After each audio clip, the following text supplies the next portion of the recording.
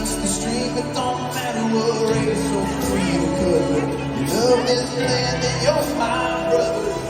That anyways, you know I'm your stand. If you say you can't breathe, I'll show you we can. Ain't never gonna stop believing. We were born for freedom.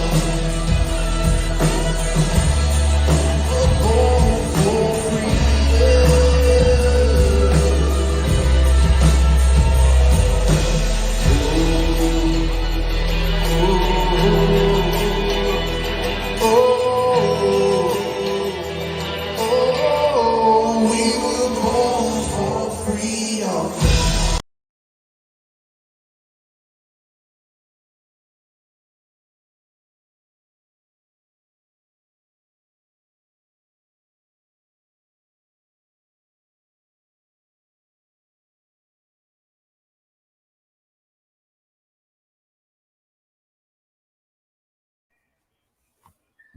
However bad you think it is, it's worse.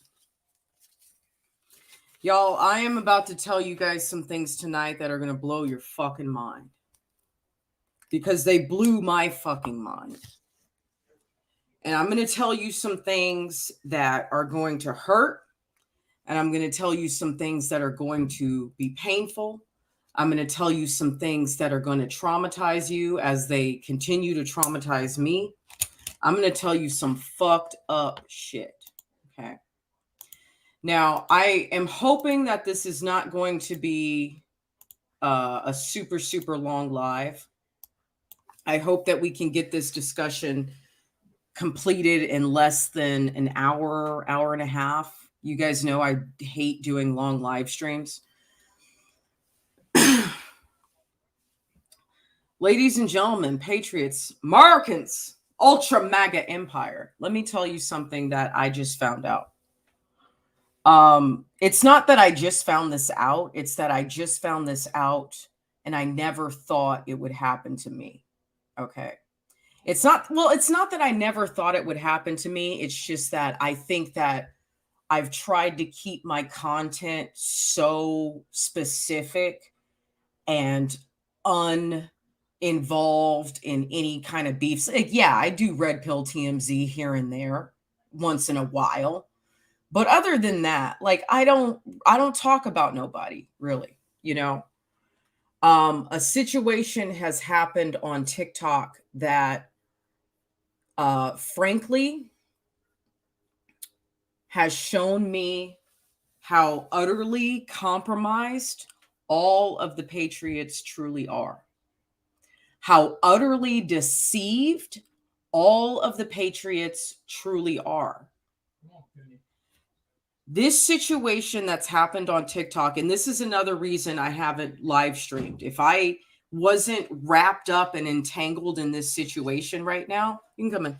If I wasn't wrapped up and entangled in this situation right now, I would have been making lives on, by the way, this is Bro.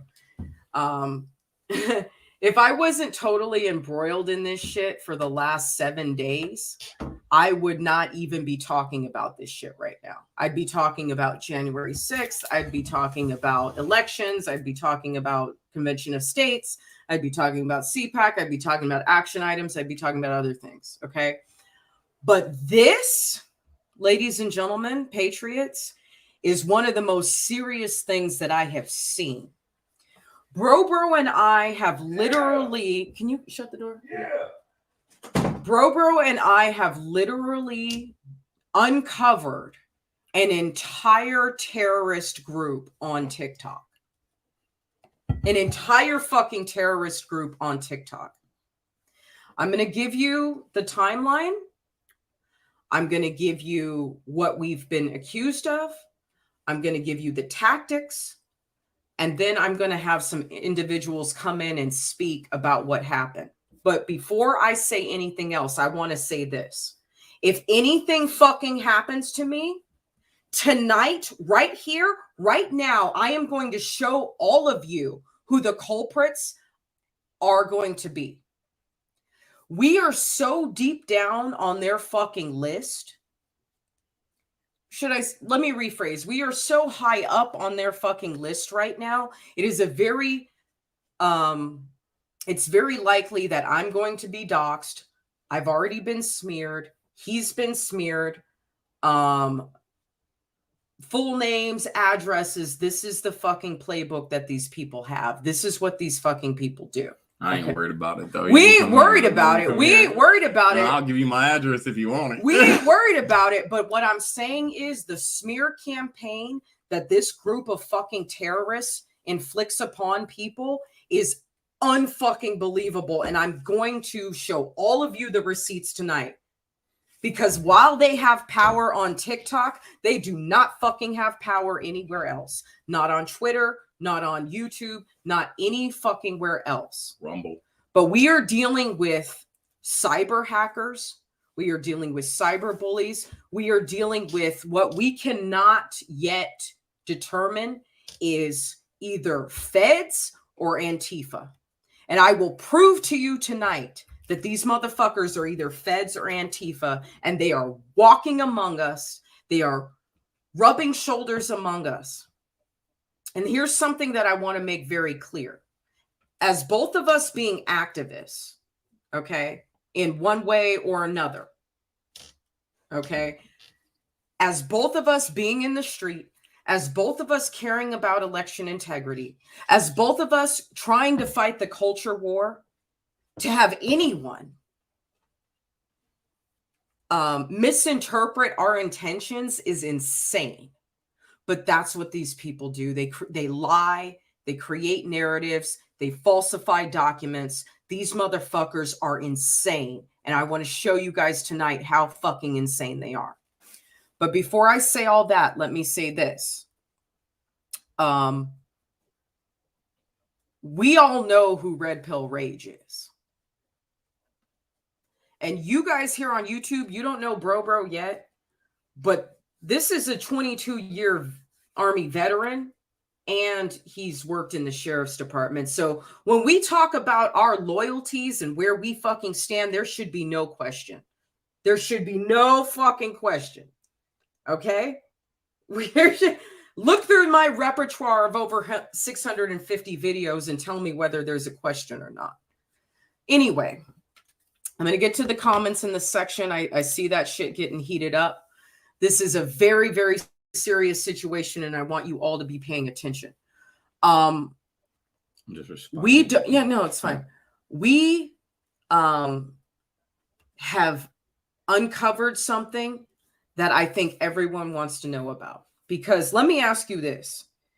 If you knew that you had motherfucking brown shirts walking amongst you, going to conventions with you, going to meetups with you, going to events with you, if you knew you had brown shirts befriending you, hanging out with you when you're drunk, trying to get your personal information, trying to act like they're on the same side, and these motherfuckers are Antifa, wouldn't you want to know?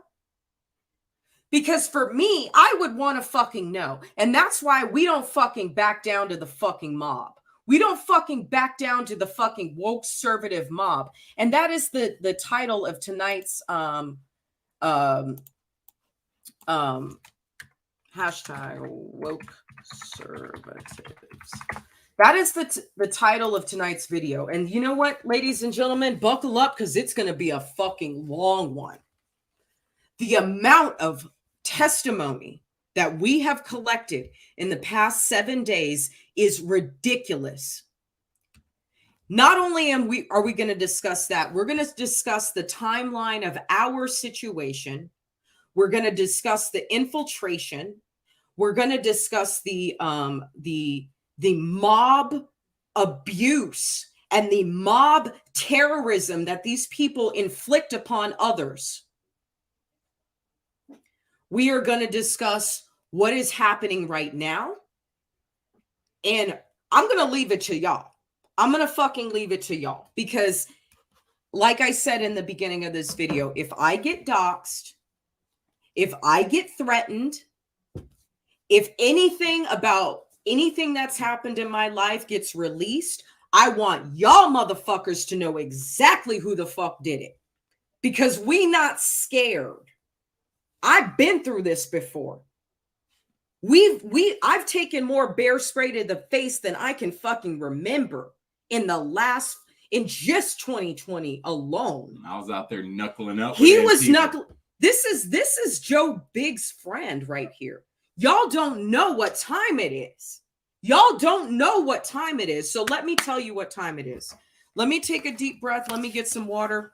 Before I get started, bro, if there's anything you want to say for the introduction part, go ahead. I just want to give congratulations to the people that were throwing the event. And, you know, I will. They don't know about this. This is YouTube. They don't know about you know, well, if you guys are on TikTok, maybe you don't know, or you don't. You do or you don't. But you know, our whole goal has been with our movement right now is to expose the toxicity of TikTok, mainly on the conservative side. That's never been my goal. That's never been my goal. Sorry to interrupt, but that's never been my goal. My goal was to fucking root out communism. But I guess we got a little communism on our side, don't we, bro? Yep, don't we have a little communism on this side too? I mean, they're using commie tactics, you know what I mean? Because me as a conservative, I never report another conservative's video. You'll never see me attacking conservative unless I'm attacked. I never just go after them. So what we're saying is that these people use bully tactics, right? They use these tactics and they get all their fucking little flying monkeys to come in and attack you. And what they're doing when they do that, they're doing it to get a reaction. They want a reaction, so you react in an emotional way so they can use it against you. You notice, well, we already got a troll. Yeah, whatever. That's fine. So what we're saying is that I know a lot of you guys don't know about TikTok, but we have a lot of TikTokers in here that are jumping in. And I don't know how they got it, but they're always going to get it. And what we're saying is it's not about the individuals, because I personally didn't have a problem with a lot of those people, but there was a pattern that I saw that with we those both people. saw. So it wasn't a personal issue with me. It was a pattern. I don't give a damn if my own mother did it. I don't give a damn if my family members did it. I'm going to call it out. So I've just been on the sidelines, kind of watching and liking videos, and I never jumped into drama. And then one day it came down to one person, and then we were just like, I was seeing video after video after video, and it was just kind of this mob attack on one individual. So I was like, this is some bully ass shit. Like, if I have a problem with somebody, I'm going to address that person personally. I'm like, let's not make this fucking anything. You and I fucking go toe to toe on this shit. One of my videos I even put out, I was like, look, whatever beef you guys see me going at with somebody, if you ever see it, I don't need you to fucking go out and fucking do anything. I can fucking handle my own business. I said that, and you can go back and look at my video when I said that. I said, or I put it in the caption. And I was just like, I don't need people to go out there and fight for me. Jen and I aren't going out here fucking telling people to go out and attack anyone. Never. We've never once did that. Wait, we're going to get to the rumors that they spread and about us. Because there's a lot. There's a lot of rumors. But first, I want to start with the timeline. Now, listen, I cannot add mods. But we're not backing out. I don't want people to think that are watching that's just like some back down video that are recording. Hold on. No, hold on. I'm not. See, the thing is, TikTok. Okay, listen, woke conservatives. If you're here, we don't bow to you. Okay, you're on my fucking turf now. So here's what's gonna happen. I'm gonna make everyone a moderator that I trust. And you can shut the fuck up. Screen record whatever the fuck you want to screen record. I'm good. You're on my turf now. You're not in Dinesh and Savannah's fucking kingdom. Lord Jeffrey and Lady Cat. Where's the sire? Sire? Oh, Sire Bobby Hill. Sire Bobby Hill. Okay, Meg, you're gonna be a moderator. All right. Rach, you're going to be a moderator. So here's one thing that, I've always been. Amanda, you're going to be a moderator. take these motherfuckers out because we're having a private discussion right now.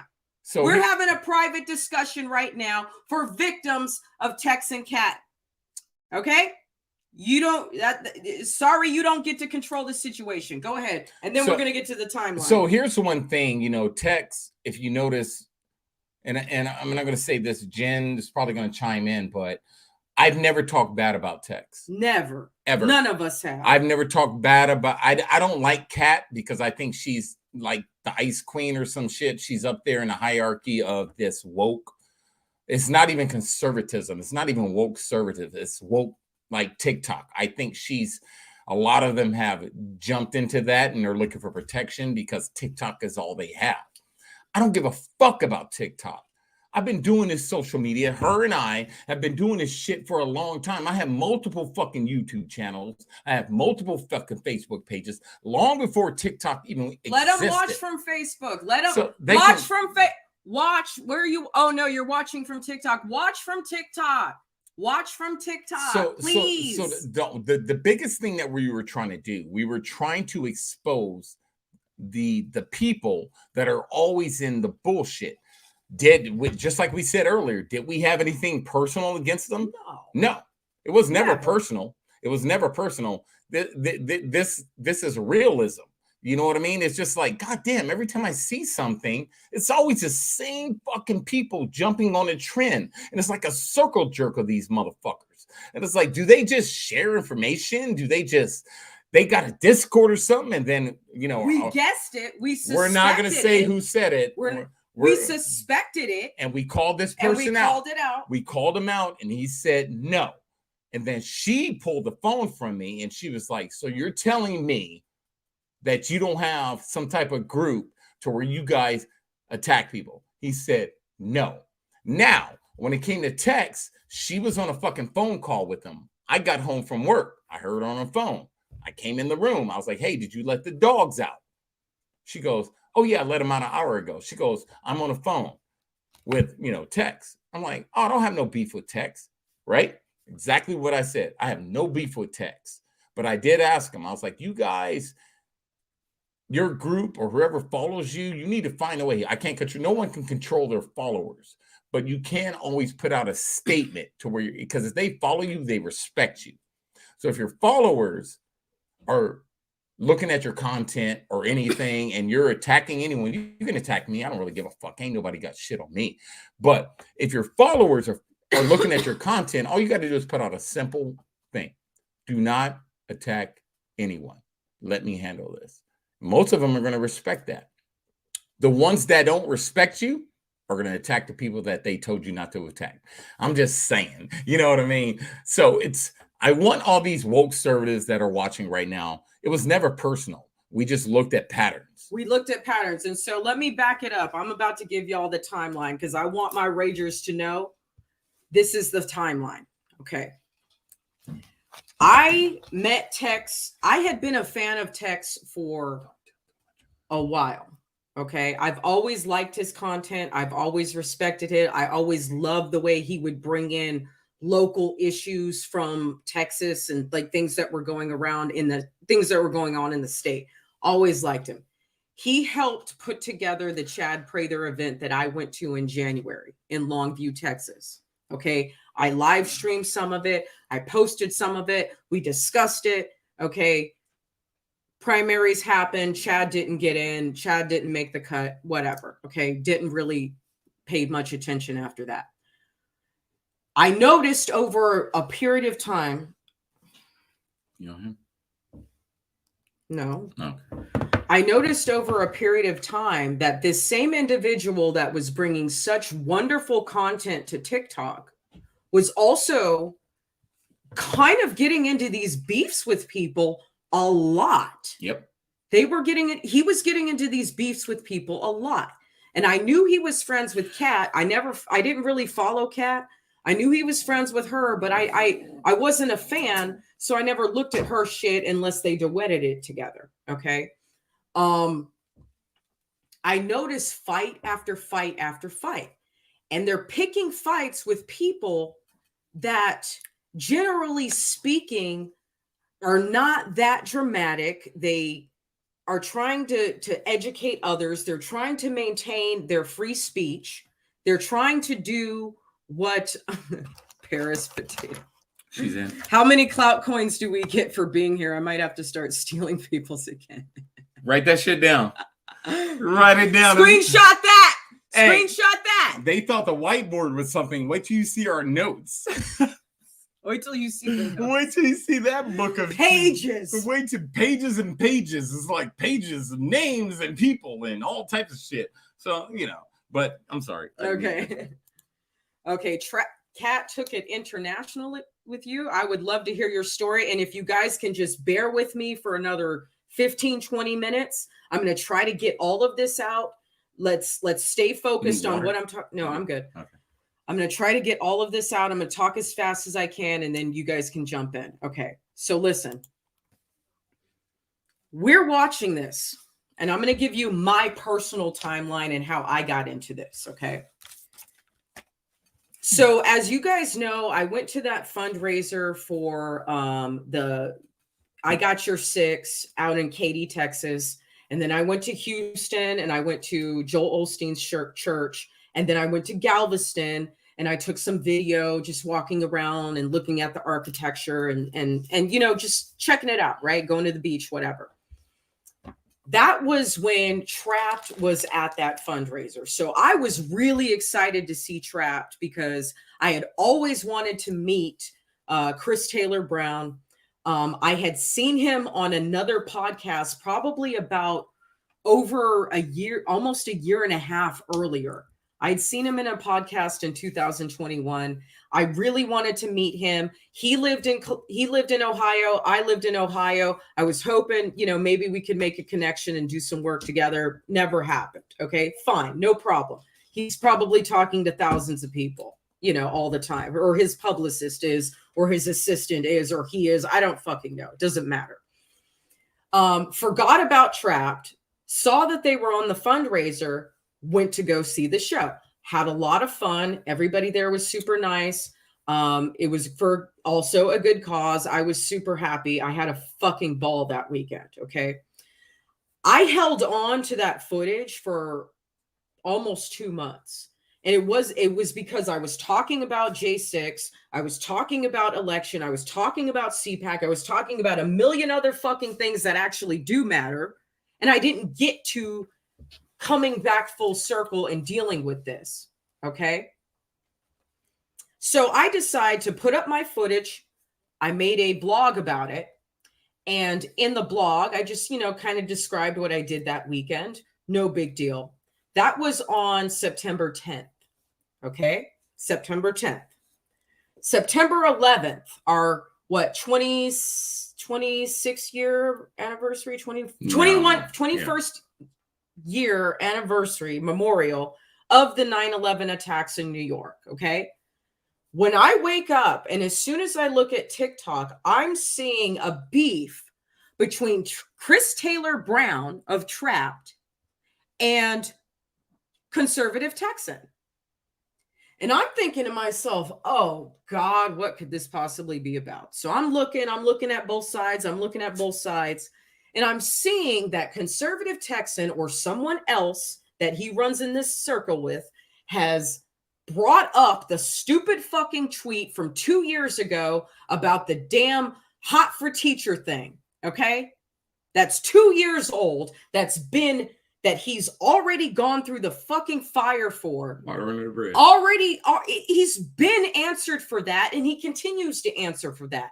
But then you got people like the group that we're about to divulge to you who are going to tell you that this shit is bigger than it is. So that's what they do.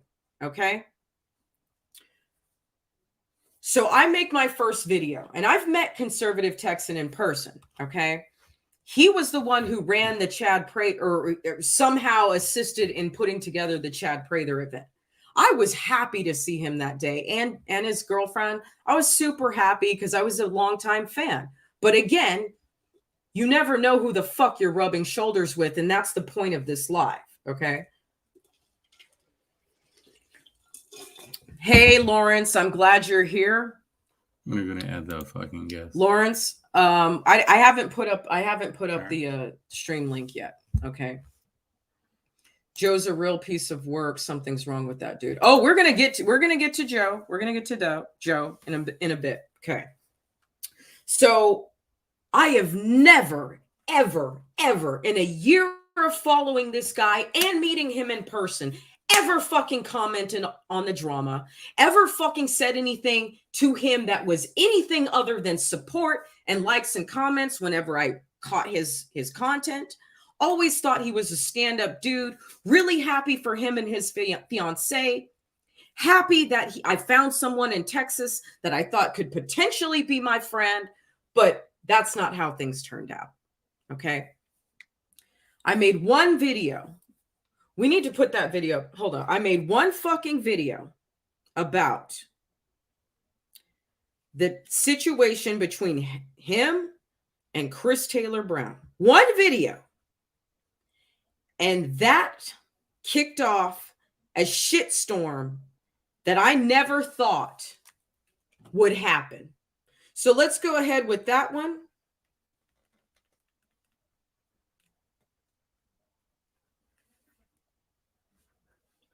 And then we will proceed forward.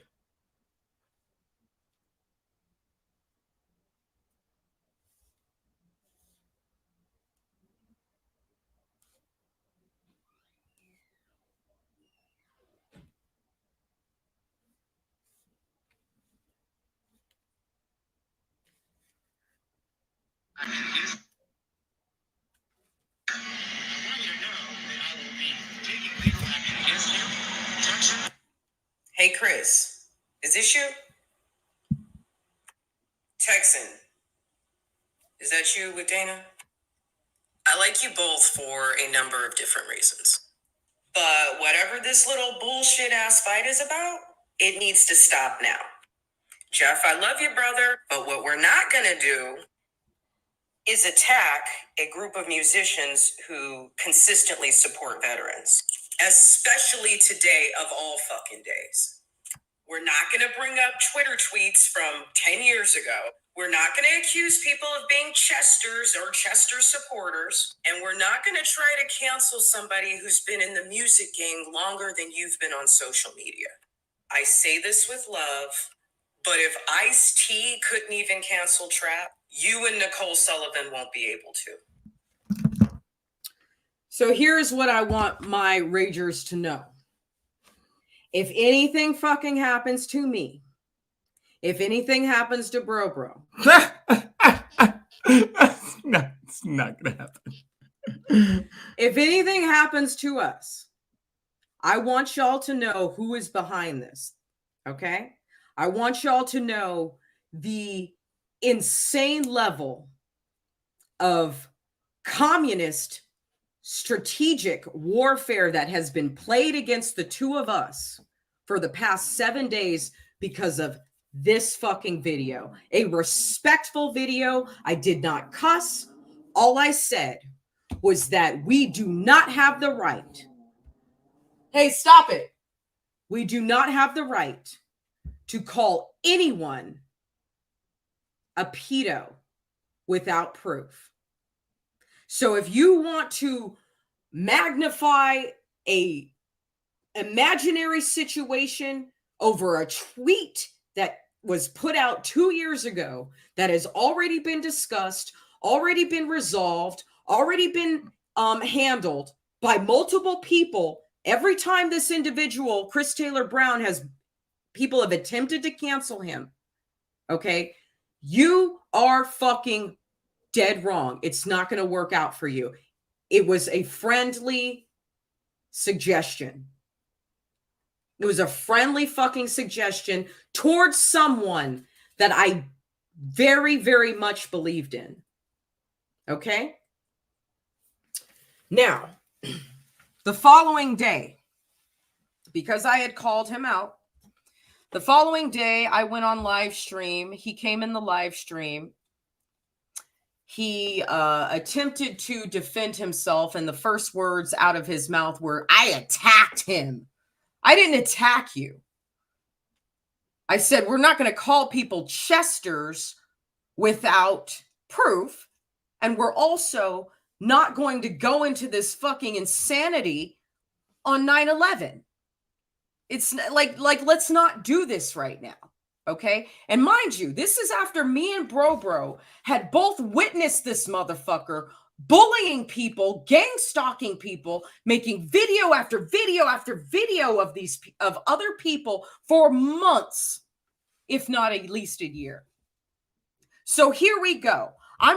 We're both watching this fucking pattern over and over and over and over again. Same playbook. Over and over again. The same playbook they're using on me right now. These motherfuckers are live streaming me on TikTok. Okay, cool. Do you, boo-boo, screen record this shit. It's not going away. It's not going away. All right? We're not going to bow down to this idea that you individuals have of controlling us. You don't get to control us. You don't get to tell us how high to fucking jump. Not gonna happen. Not gonna. You're happen. insane. You're insane. That's some mental shit. Okay, so in that live stream, both a woman named Amer-i-CAAANS and Clumsy Gemini proceeded to question me and try to debate me and then give me all this dialogue about SA and pedophilia that has nothing to do with individuals who are actually harming children. Okay? I let them talk. I let them speak. I really tried not to argue with them too much. They felt it was disrespectful. I don't give a fuck. I was listening. Neither one of them came on cam to debate me. So I'm not going to fucking look at the screen if I don't fucking want to, especially when I'm looking things up online as you're speaking, trying to figure out if anything that comes out of your fucking mouths is true. So that live stream happened.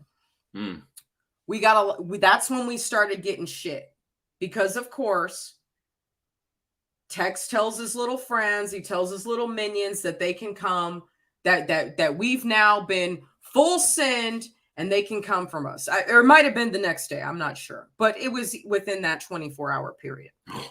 Next day. Okay. Next day after 9/11, after the 12th, I'm sorry, the day after the 12th, the 13th,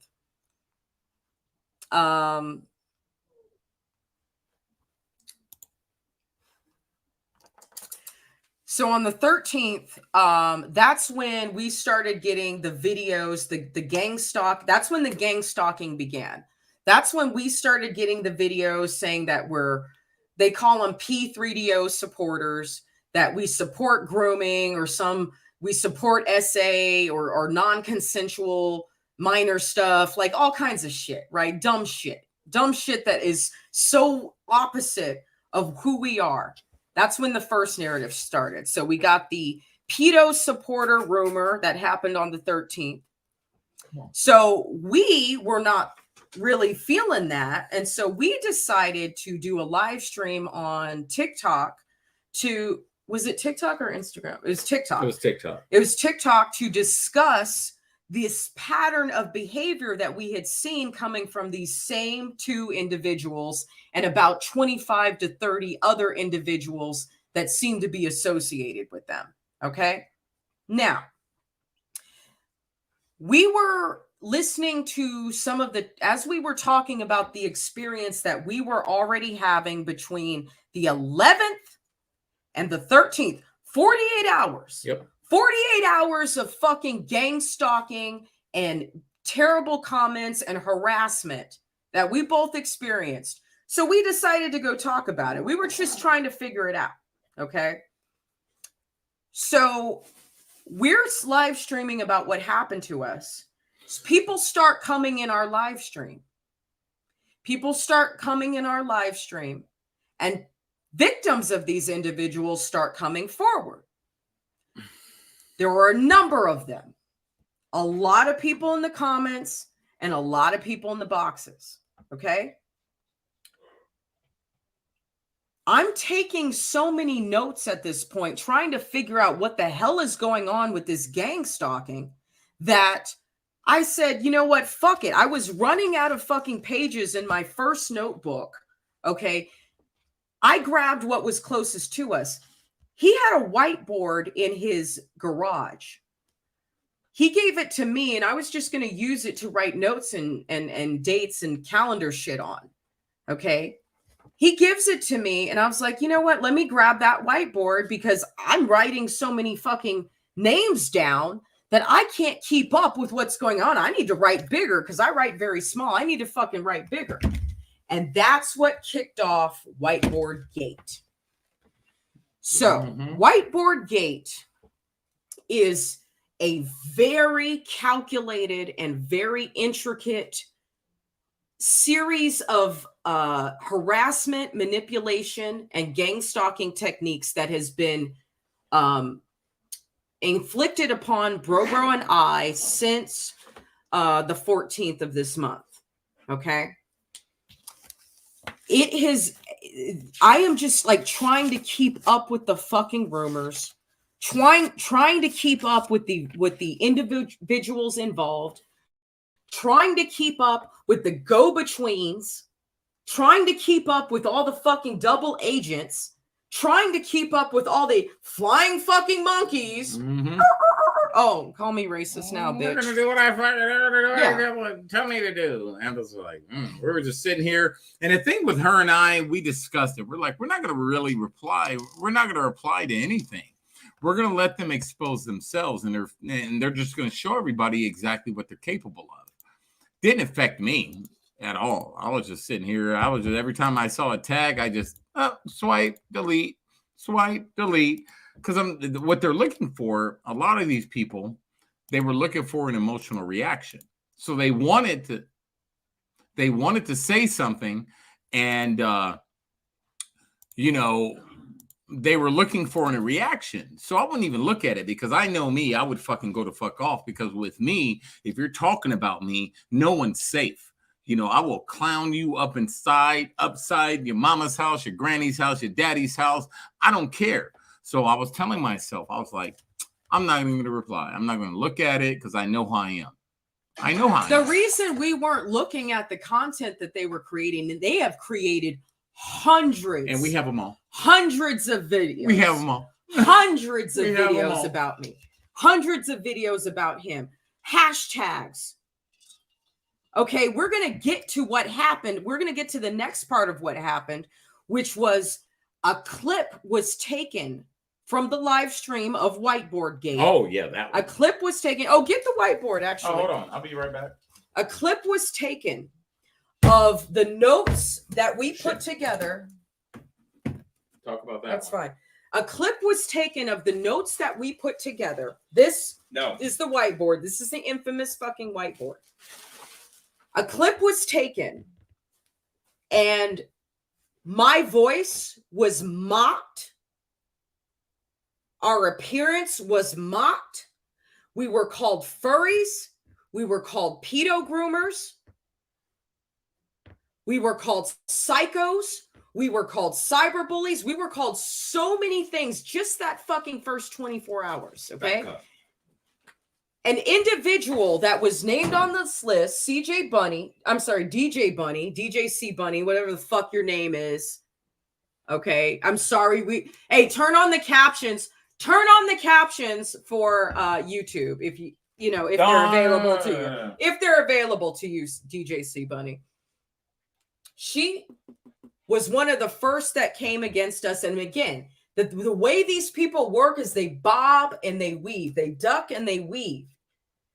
They'll go with one rumor, then they'll hit you with another rumor, then they'll hit you with another rumor, then they'll hit you with another rumor.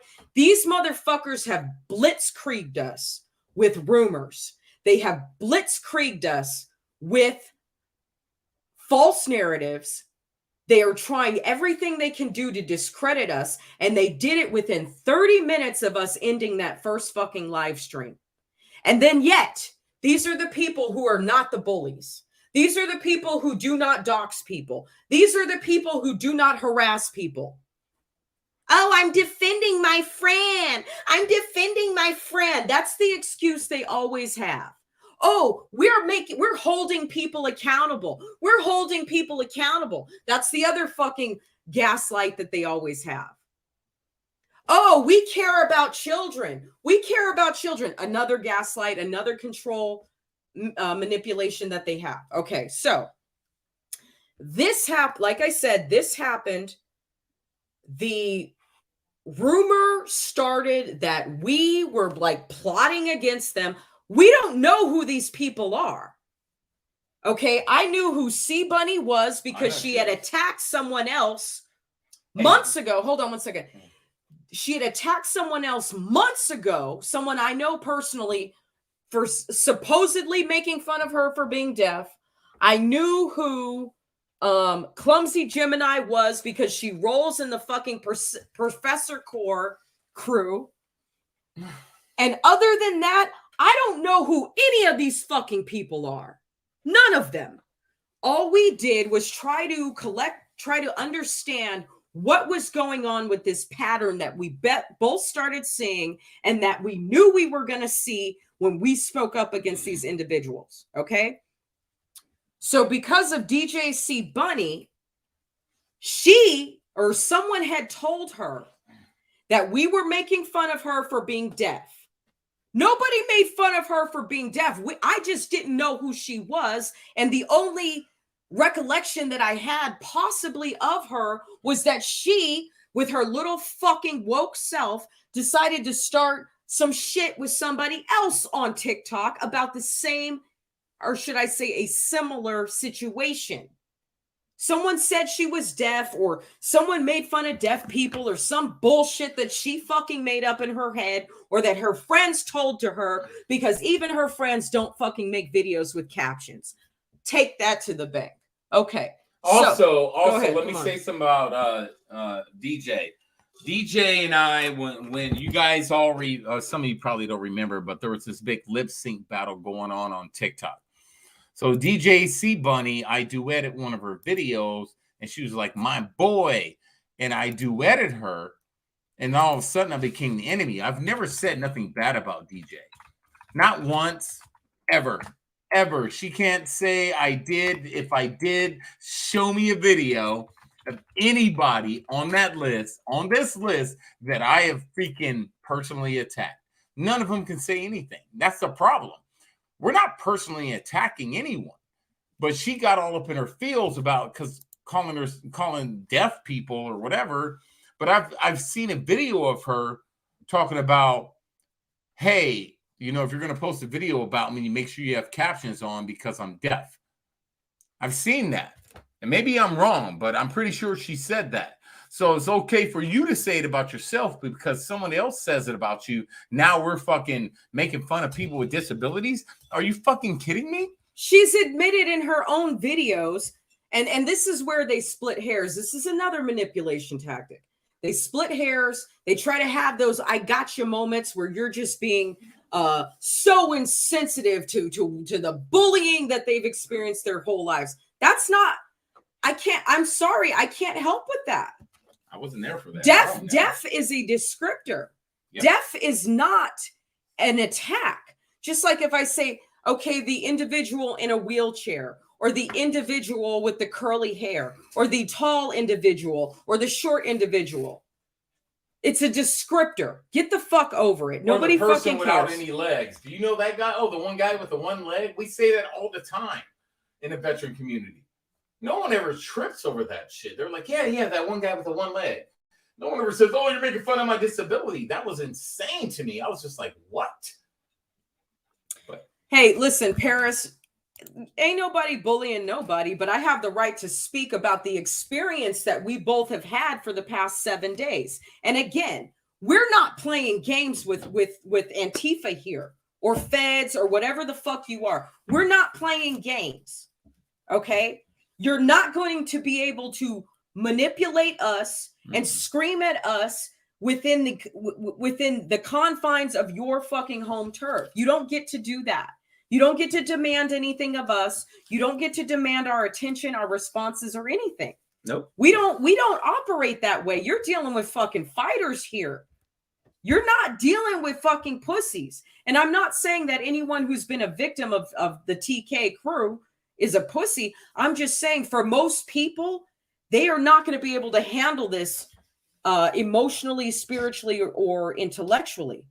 But you're coming against two people who've been through this. So you don't get to use, you don't get to scream and cry and tantrum. You don't get to do that. Shit don't work. We don't. It doesn't work on us. It might work on everyone else. It don't work on us. It don't work on me. So anyway, so then the ableist rumor got started that I was making fun of this woman who was hard of hearing. What is it? Hearing impaired, deaf, whatever definition you want to use. She's crying. She's tagging us. She's bitching. She's calling us out for days, and she still is. Okay, so we got her. Okay, so that lasts for 2 days. But did she get a response? Nope.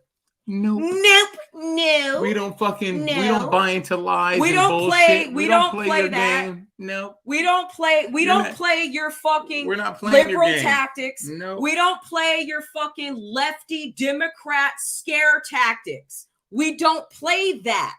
Shit don't work. You're on the wrong. You know us. You should have known us better than that. Yeah, they should have known. It really doesn't work. Like people are calling me out right now because the whiteboard. And Jen and I already said that we would send the whiteboard to the highest bidder. So people they don't know about that. They don't know about that yet. This is still YouTube. Okay. Okay. No. Hey, Rams, I made you a moderator. So again, this is a meeting more than anything else. Happy to have you here. If y'all are part of the woke Capone crime family, the woke conservatives cartel, whatever the fuck you are, do you, boo-boo. Do you, because I ain't sorry. Okay? We're not sorry for uncovering a group of people who are extorting patriots, who are intimidating patriots. You're a bunch of fucking brown shirts. You're a bunch of fucking brown shirts wearing Trump hats and rocking American flags. And it terrifies me that you guys think that you're conservatives. But you know you're not, and we'll get to that later. Okay, so ableist rumor goes around for 2 days, and it's still going. Made an audio clip of my voice as a beat because this woman is a DJ. She's a hard of hearing DJ. Okay. There's that. Okay. We were it was briefly implied on the 17th yesterday that we are Satanists because of a filter that he used in a video. Okay. Let's see what else has happened. Today, I was accused of sending a death threat to Quiz the Cancel King, who I don't know who he is other than he was involved in the bullying of Kaylee Dawn because of Bronx Stitch. There was that. Okay. Other than that, I don't know him. I don't follow him. I don't know who he is. We didn't know who any of these people were before this list was compiled from the testimony of victims of these individuals. So then we just happened to write them down on a whiteboard, and it exploded into this controversy. It exploded into hashtags. It exploded into never-ending fucking videos about us. It exploded into more shit talking and gaslighting than I've ever seen in my life. Okay? I'm getting hit hard. Hold on. That's fine. Let them fucking hit hard. But let's talk about, this is the more serious part, and then we're going to get to all of the testimonials for anyone who wants to come in. I'm going to give you the live stream link, and you are welcome to come in. So, the Workservative playbook. Okay. First of all, step one, lie to insert themselves into situations. So, did anyone really need to get involved with Trapped from 2 years ago? Nope. Nope. Oh, nope. Did anyone really need to get involved with us having a gentle and respectful prodding to text that maybe he should stop bullying people? Nope. Nope. Okay. So lie to insert themselves into situations. Okay. Number 2, they cannot function without each other. Okay. So what I'm guessing, what I had guessed beforehand was that maybe they had like a Slack account, like what you use for work. So everyone who's an employee can know the schedule, and they'll know the payroll, and they'll know everything, and all the projects and deadlines and shit will be in one place, right? So I thought maybe it was a Slack account. And this is before Whiteboard Gate, okay? Because I'm already thinking about how organized these people might potentially be, okay? They can't function without each other. So without these core group of 25 people and about 50, I would say we have our 2 heads of the snake. We have a core group of 25 conservative influencers who relentlessly attack people for no reason over rumors. Okay. We have that. Okay. And then we have about another 30 to 50 other, what I would call the lollipop guild, like not people who are in the core group, but supporters and fans who believe everything that they're told, even when they actually know the individuals that they're talking about, but can't say anything to our faces or give us any, ask us any questions or anything, right? So we have the core group of about 20, 25, and then we have the Lollipop Guild, which is the lower level underneath them of minions that they use to attack people. Now, here's where it gets good. And this is why I say we have cyber terrorists amongst us. You're using my lollipop? I said Lollipop Guild. Oh, I talked about, okay. You called them something else. My different, yeah. Okay. Obviously, they want you to react. They program attacks with IP addresses. They call your job. Some victims have described having their jobs called on robocalls every 5 minutes. They post pics of your house. They create false TikTok accounts with your image saying, or possibly your name, saying it's you, and just post a bunch of shitty lies about you in videos or in hashtags. Okay. So they definitely do impersonation. Okay. Definitely very fraudulent. They do criminal lookups. They do financial lookups on you. They have plants and double agents, which we would pretty much say are the Lollipop Guild. So the Lollipop Guild are people who may have known us even in real life. The Lollipop Guild. They're trying to Lollipop Guild. They're reaching for the teat. They're like, can I get some of that? Yeah, that's how they are. And they're like, yeah, you can get a little bit. Get the fuck out of here. Go back and do what I told you to do.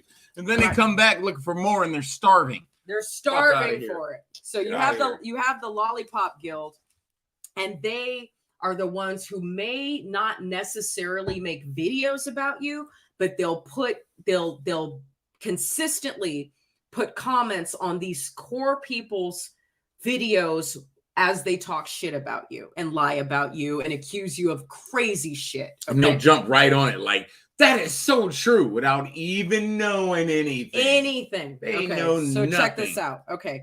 We also have daily attacks. Okay. So there are some victims who have experienced daily attacks to the point where some individuals have moved their residence. They have changed their phone numbers. It ain't happening here, though. They have a number of fake accounts and possibly bots. Okay. My question is, do any of them have jobs? Is this a full-time job for them? Because I can't see the amount of hate that we've gotten in the last 7 days. I can't possibly see this not being a 40 to 50 hour a week job for most of these individuals. Okay. Let's see what else. They will, if you say anything about them, they will flag your posts for either election fraud or bullying and harassment. There are individuals who have had their tires slashed. photos of their house posted, full names, addresses, phone numbers posted, family members contacted, children contacted, CPS. exes contacted. Oh, and that's not even the worst. There's the CPS. They will call CPS on you and try to remove your children from your home. You cannot sit here and tell me for one fucking second that these tactics are not completely identical to all of the study of the manipulation tactics, the doxing tactics that we know in regards to Antifa. I can't prove that they are Antifa. Let me put it to you this way. My grandma used to say something: if it don't come out in the wash, it comes out in the rinse. Okay? What that means is, if you don't know at first, if you don't know in the beginning, you will know in the end. And that's the entire mindfuck surrounding these woke conservatives, is that if you look at their content from the outside in, they look like patriots. They say, fuck Joe Biden. They hate these liberal policies. They hate these democratic policies. Save the children, election fraud. I mean, they seem like they're right there fucking with us.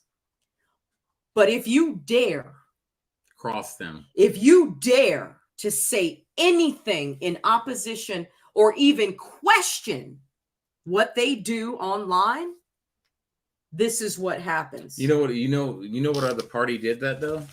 Who?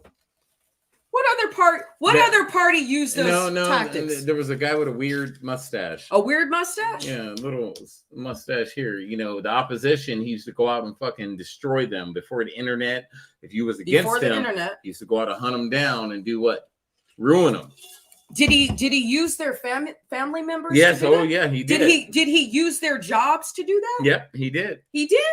Did he put them on? Did he have secret neighborhood meetings about these individuals? Mm-hmm. Or did he recruit information seekers and confidential informants to do his bidding? He had little monkeys out there that used to go out and fucking point people out. Remember that? They're using the same tactics, and this is what she's getting at. Their playbook comes out of 2 books. I'm going to say, what happened? Keep going. Copy. Oh, I'm not going to say they're 100% anything. What I'm saying, there's 2 playbooks they're using. One is the, Communist Manifesto, and another one's probably... Hold on. Let's see. Jordan Marie, you can leave. You can leave, Jordan Marie. Bye-bye. Bye. Bye. Bye. Get rid of this. Get rid of freaking Communist Manifesto or, another book. But, most conservatives, the true conservatives, believes in free speech. And I truly believe in free speech. Like, I'm not one of those people that go around when someone says something about me, I report their videos. No matter how much they try to say it, I can put my life on that. I've never reported a video. I never watched it, so I can report a video that I've never watched. So they'll throw these smear tactics out there to get people against you. There are people that I respected, that I've hung out with, that have came at me, and not really come at me, but have said, I'm very disappointed in you, bro. I'm like, what did I do, though? And they can never tell me what I did. They can't tell me. They were like, well, you're against. The only thing they're going to talk about is you posted about my friend. That's not your friend, dude. None of these people They're are not real your life friend friends. unless you met him in real life. And even hung out with him. Even then, it doesn't matter because I've met Chris Taylor Brown and I've met conservative Texan and Dana. These people are not your friends. These people are wearing Trump flags, Trump hats, American flags, red, white, and blue. We got to fight back. 1776, conservative this, Republican this. Patriot this. None of these people are patriots. I need to so one thing let's switch places. Right. When I come back, we're going to talk about no, I didn't sat on no, okay. When I come back, we're going to discuss a little bit more of the tactics. We're going to bring people in for testimonials, and then after that, we're going to have the award ceremony. So we're at an hour. I'm hoping to go maybe 30 minutes more, but this shit is real. And you guys need to understand. Let me ask you this. If you lived in the late 1930s in Germany and you were a Jew and you knew that the tide of the culture in Germany was turning against you in Nazi Germany. If you knew that there were brown shirts coming into your synagogue pretending to worship with you, wouldn't you want to fucking know? I sure fucking would. Go ahead. Oh I'll shit! be right Hold on. back. I'm right now. You know. Out. She ain't gonna go because I'm here. All right. Right now, you know, I'm replying to. Sorry. She's doing. All right. So one thing that like I would never do as a true conservative, right? I'm a libertarian, constitutional conservative, kind of, you know, and I'm in the middle. I would never get on a video and say, you know, I don't want to be a conservative no more, because my whole goal is to conserve. You know, it has nothing to do with TikTok. TikTok is a fart in the wind to me. But my thing is, when I'm talking about like I want to conserve, I'm conserving things for generations to come. It's not a title. It's an ideology, right?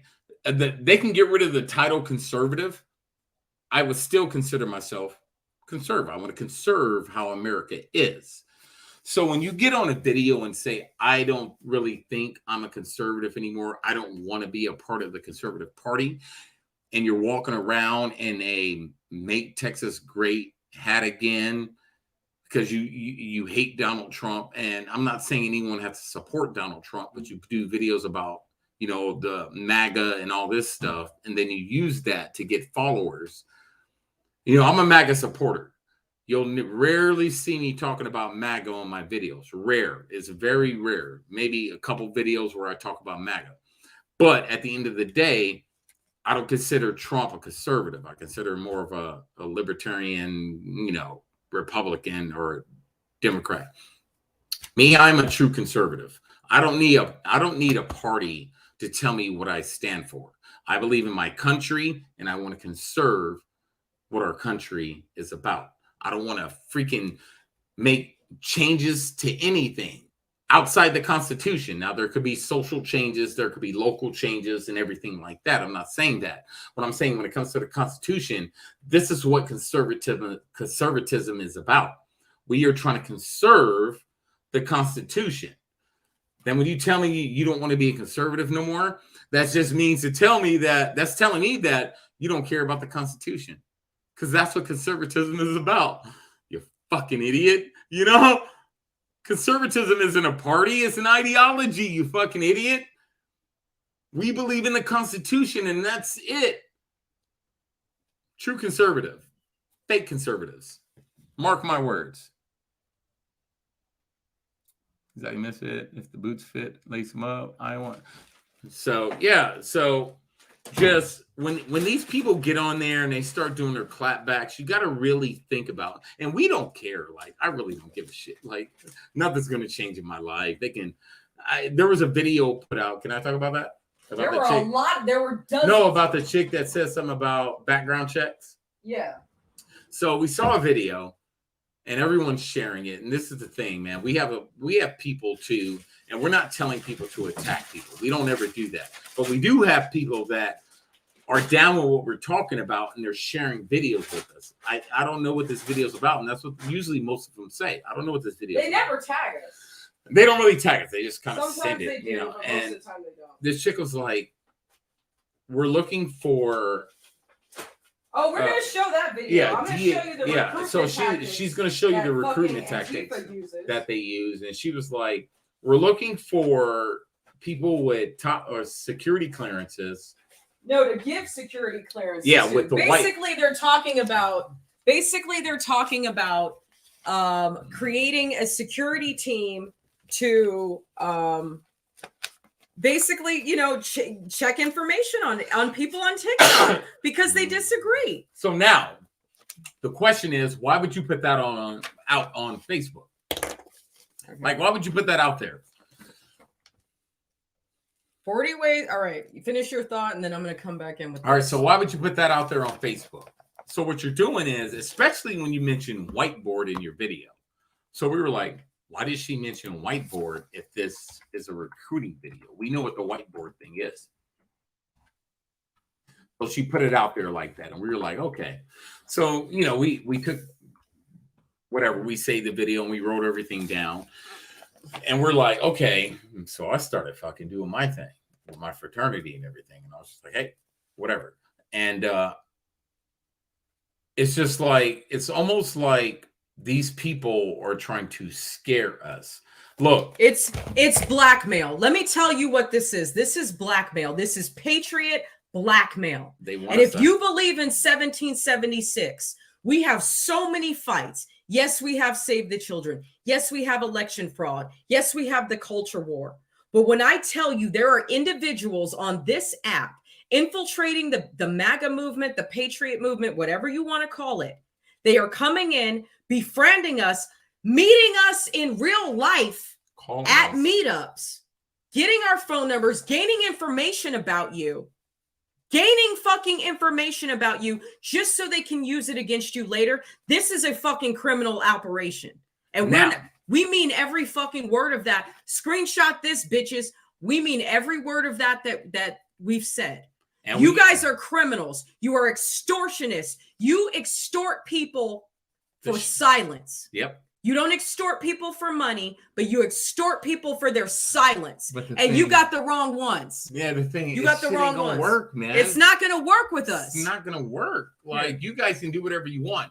You can look me up and find what you ain't going to find shit. I spent 22 years in the military, 5 years of that with the sheriff's department. What are you going to find? What are you going to find? No speeding tickets, nothing. Like, you're going to be like, oh, this guy.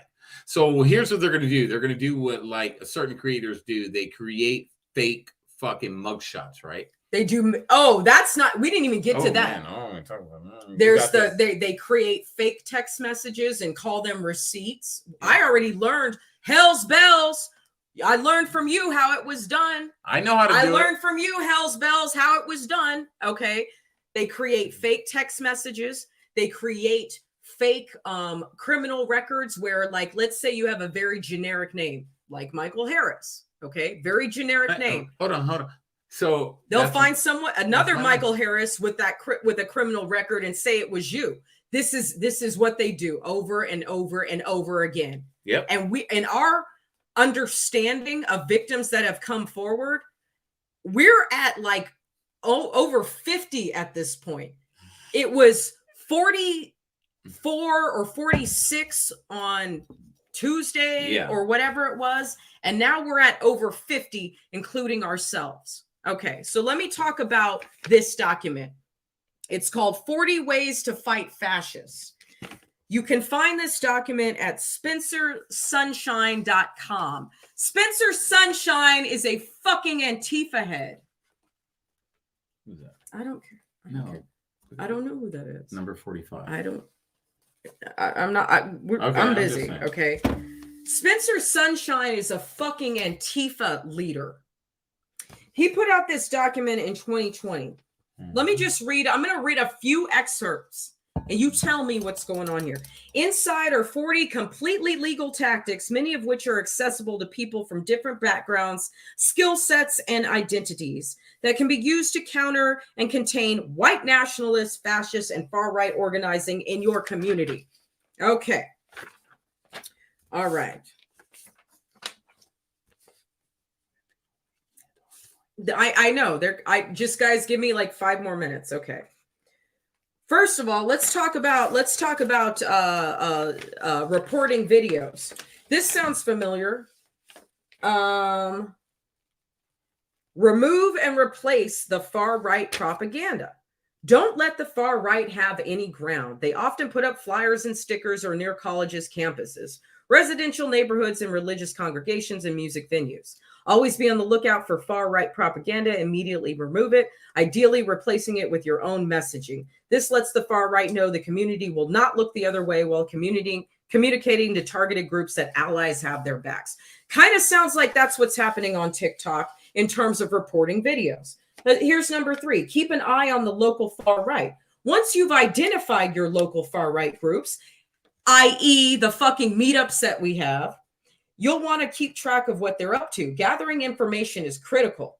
Document their organizations, projects, social media, websites, print publications, meetings, and events. Be sure to take good notes and screenshot everything because you never know what will end up being useful later on.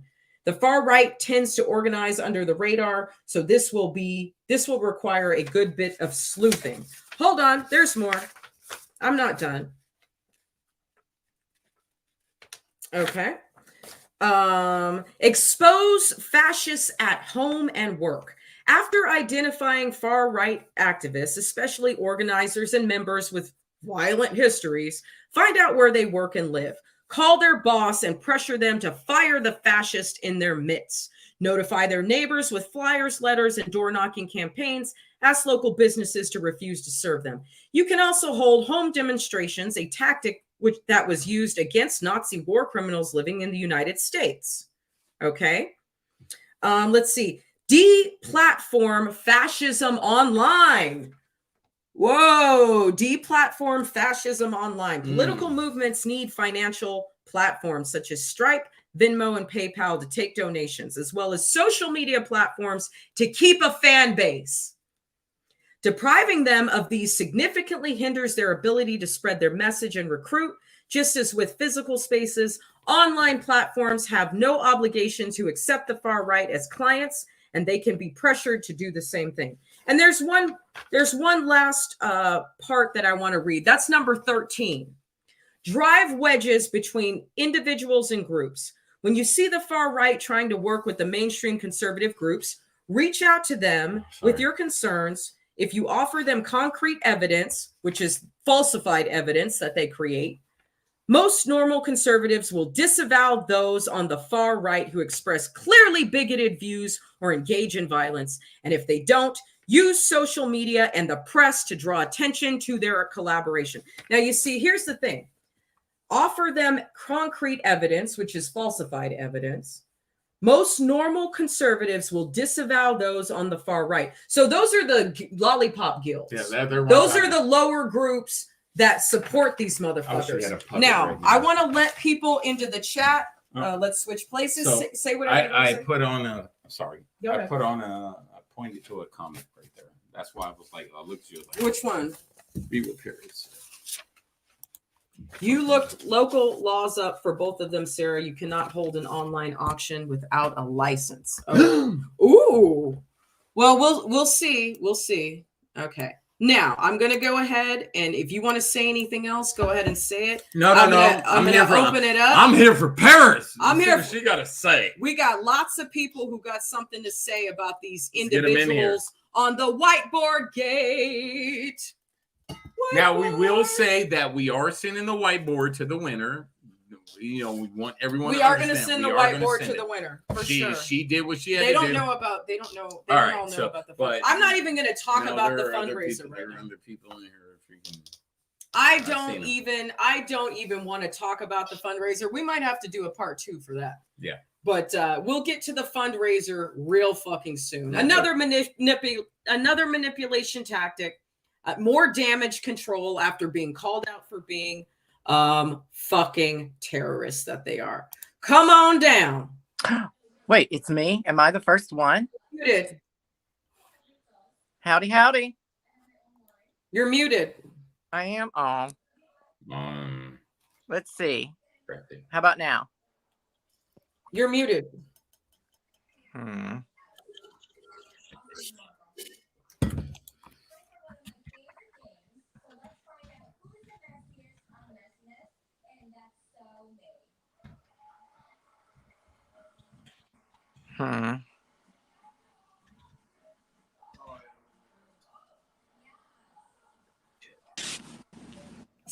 Paris, are you here? Yeah. I'm trying to fix it. I can hear Grumpy. Wait a minute. Wait, Paris, are you here? Yep.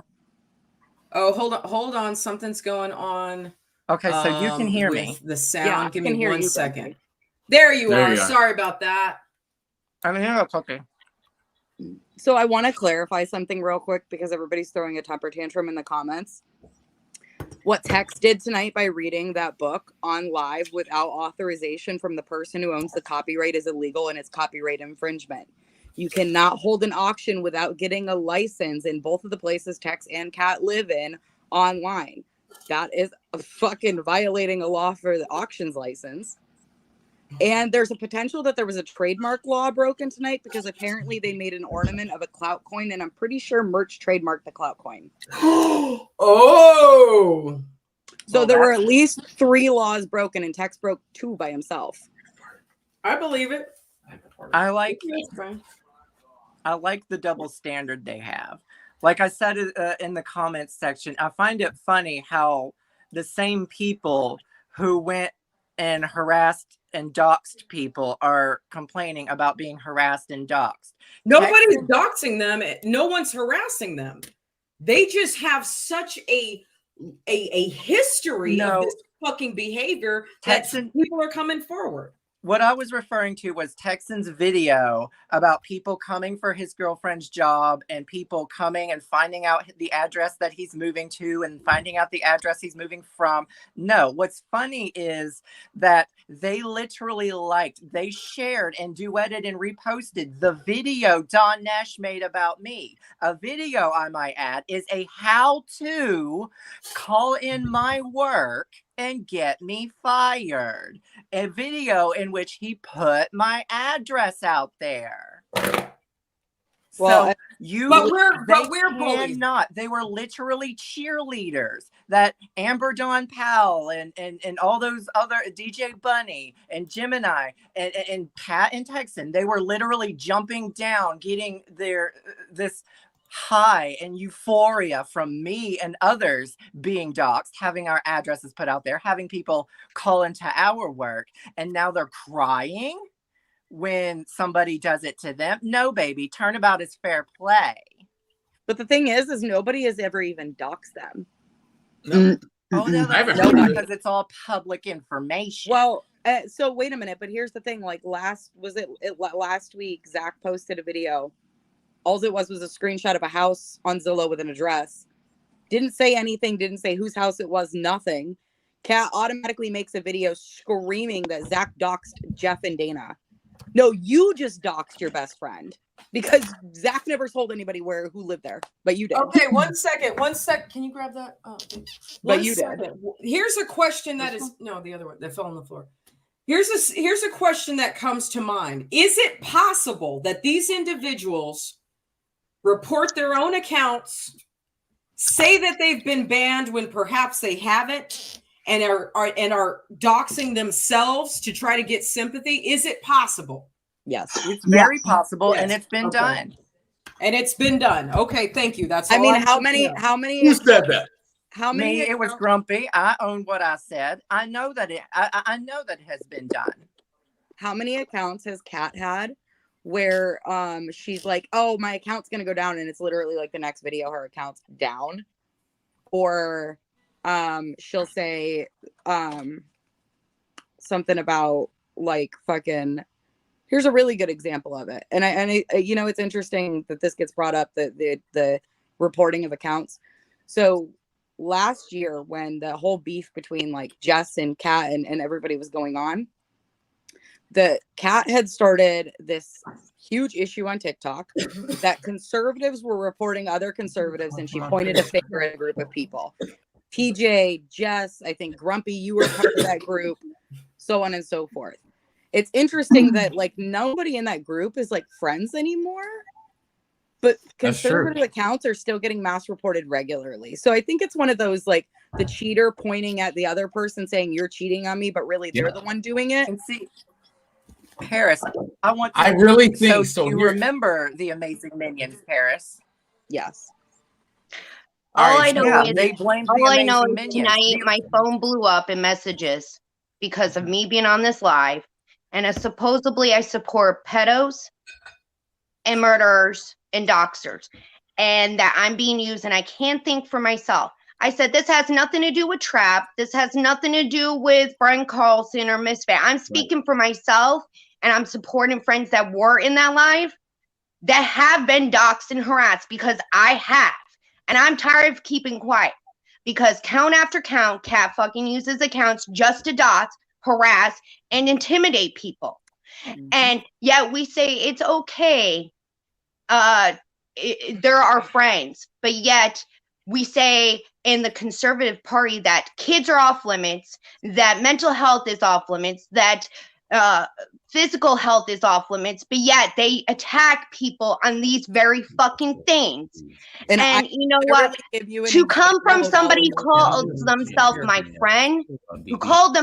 friend, they should know me better than that. And to accuse me that I support shit like that after knowing he knows personally, because I contacted him by phone, that my daughter was SA'd, is fucking disgusting.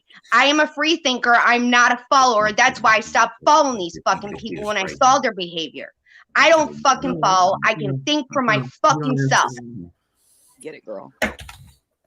And that's right. And one thing I wanted to say is that Jen and I's live was never a personal attack to anyone. Ever. And most people with a normal brain could see it. They're like, they never personally attacked anyone. No, you brought attention to the horrible actions of people and the blatant hypocrisy of these people. Yep. But I'm sorry, I'm so pissed that my hand is shaking. I'm so pissed my hands are shaking. Like, that's how pissed. Because this came from a person I respected. This came from a person I gave my number out to off of TikTok, which many don't fucking have. And that's what they do, though. Girl, no. They gaslight people into believing that if you associate with so-and-so, or my favorite thing that people say, I had somebody say this to me yesterday, you align yourself with so-and-so, that you're this, or you're a pedo supporter. You're an ableist. You're an ableist. That's not true, though. I can align myself with certain people and be friends with them, but not agree with everything they say. Exactly. Just like I can do that with fucking people who follow Kit Kat or Texan that have mutuals with them. And I follow certain people or like their videos, even though they follow those people, because they don't get involved in the drama, and I can fucking keep it fucking, kosher. But the moment you cross the line and you start fucking playing in the drama like Texan and fucking Kit Kat or any of these other fucking content creators, guess what? You're blocked. Guess what? I remove you.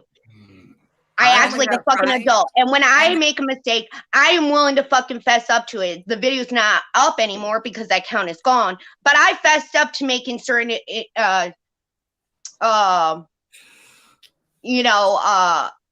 assumptions of certain people. And I made a public apology on TikTok because I'm a fucking grown-ass woman and I can fucking own up to my shit.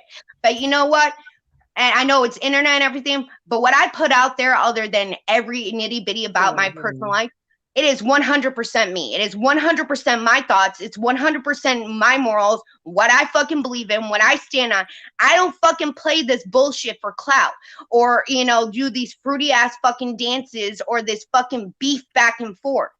I was on fucking TikTok for one fucking purpose and one purpose only. Initially, it was to have friends, to have support when I went through a tragic car accident and a health crisis. And then it became political for me. And I got active and get involved in fixing my fucking country. And that's all it's been about, and spreading the fucking truth.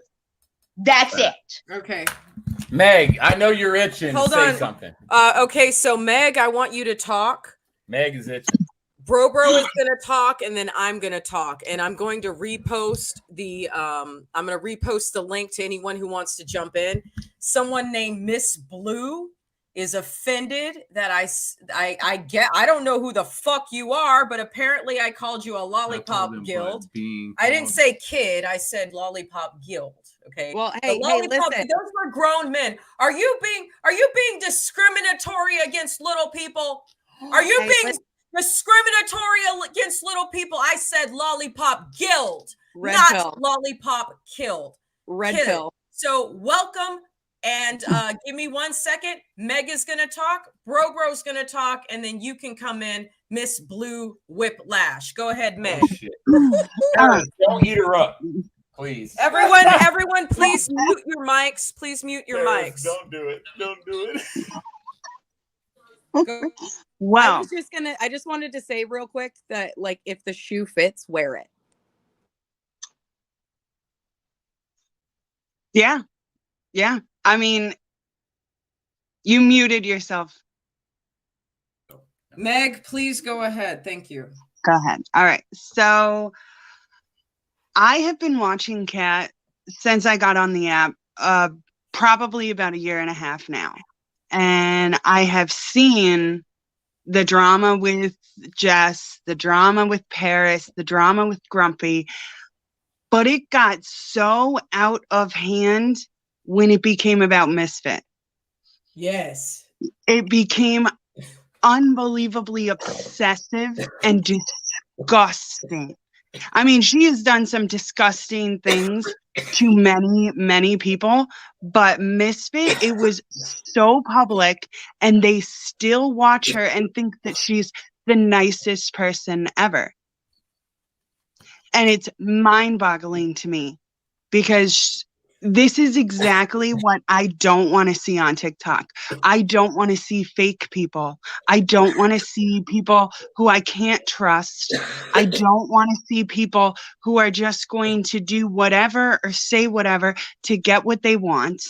And that is what she has done on this app for so long. You're right. So, are you done, Meg?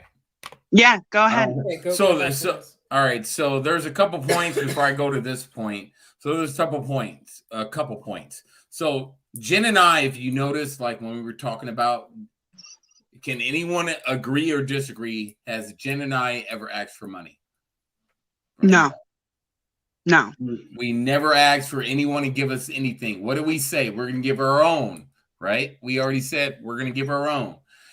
2 is that when it comes to like Kat and fucking Texan, I'm telling you, man, like Jen and I were talking yesterday. I think I put things into perspective, right? So I did 22 years in the military as an infantryman. So I had to study a lot of patterns.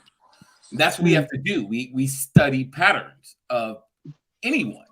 So the whole time I've been just watching them, I'm just like, and I study patterns. And if you see a lot of my videos, I always say, I watch patterns. I watch patterns. So if there's an off pattern, I'm like, oh, maybe they were just having an off day. You know what I mean? Even when it came to freaking, a couple of creators on it, there was a couple of videos that you did that I didn't agree with. I never fucking destroyed you or came after you or fucking put you down. I just didn't agree. And I moved the fuck on. And that's their problem. So to another point, whenever they talk about, I know there's another nonprofit going on that, what's his name? We're going to you said this. This is DV, domestic violence. That's the prophet I was talking about. Yeah. What's his name? Little fat guy. Yeah. So Dick knows. No, not him. The other one, Bobby Hill.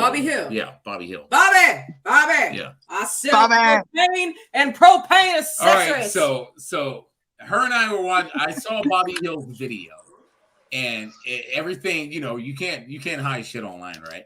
So he goes, and there's another nonprofit going on for DV victims in Kentucky, or the DV shelter in Kentucky. And now, I don't have a problem with DV victims getting help. There's no fucking way I would have a problem with that. What I'm saying is that what do you consider DV? Is it only physical, or is it mental? Is it emotional? Is it financial? And let me say, hold up. Hold on 1 second. Y'all hold that thought. In regards to them being in the acknowledgement that this whole fundraiser was nothing more than damage control, they decide to do a second fundraiser to double down on what great people that they are. Now, okay, so you're doing a fundraiser for a domestic violence or women's shelter that has been destroyed in Kentucky, but yet you come on here, you harass women, you dox women, you attack women, you reveal women's personal information, putting their safety at risk. You commit financial abuse upon women Single who mothers. may be losing their jobs because of the shit that you post online. And yet you care about domestic violence. Last I checked, and I worked at a domestic violence shelter in Vegas. The last I checked, all of those tactics of abuse are included under the definition of abuse. That means even if a woman isn't having a man laying their hands on her, if she has a man that's taking her money, if she has a man that's doing drugs around her children, if she has a man that's drinking and punching holes in the walls, if she has a man that's calling her a bitch and a cunt every day, guess what? That's abuse, and you can come to the shelter, no questions asked. So that being said, how are they not abusing all fucking 50 at this point? 50 at this point of fucking victims. And Paris, I know you understand where we was getting at. You know, we're calling out their hypocrisy.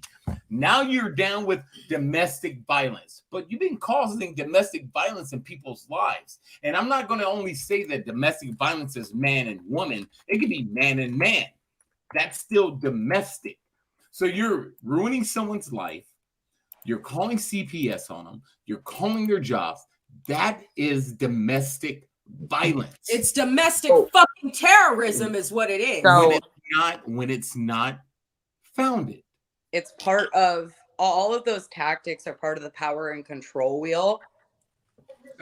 Okay, so I'm sorry, but someone dropped out. Someone wanted to come in and defend themselves. Oh shit. Yeah, so the Lollipop Guild, Here they not are. Kid, Lollipop Here they Guild wanted to say something, but they dropped out. I guess we made them wait too long. Oh, they're Misfit, if you're here. Oh shit! Daddy Now, Zach, come in. Before I bring Misfit in, first of all, drum roll. Okay, Misfit might be the longest standing opposition against the woke conservatives in TikTok history.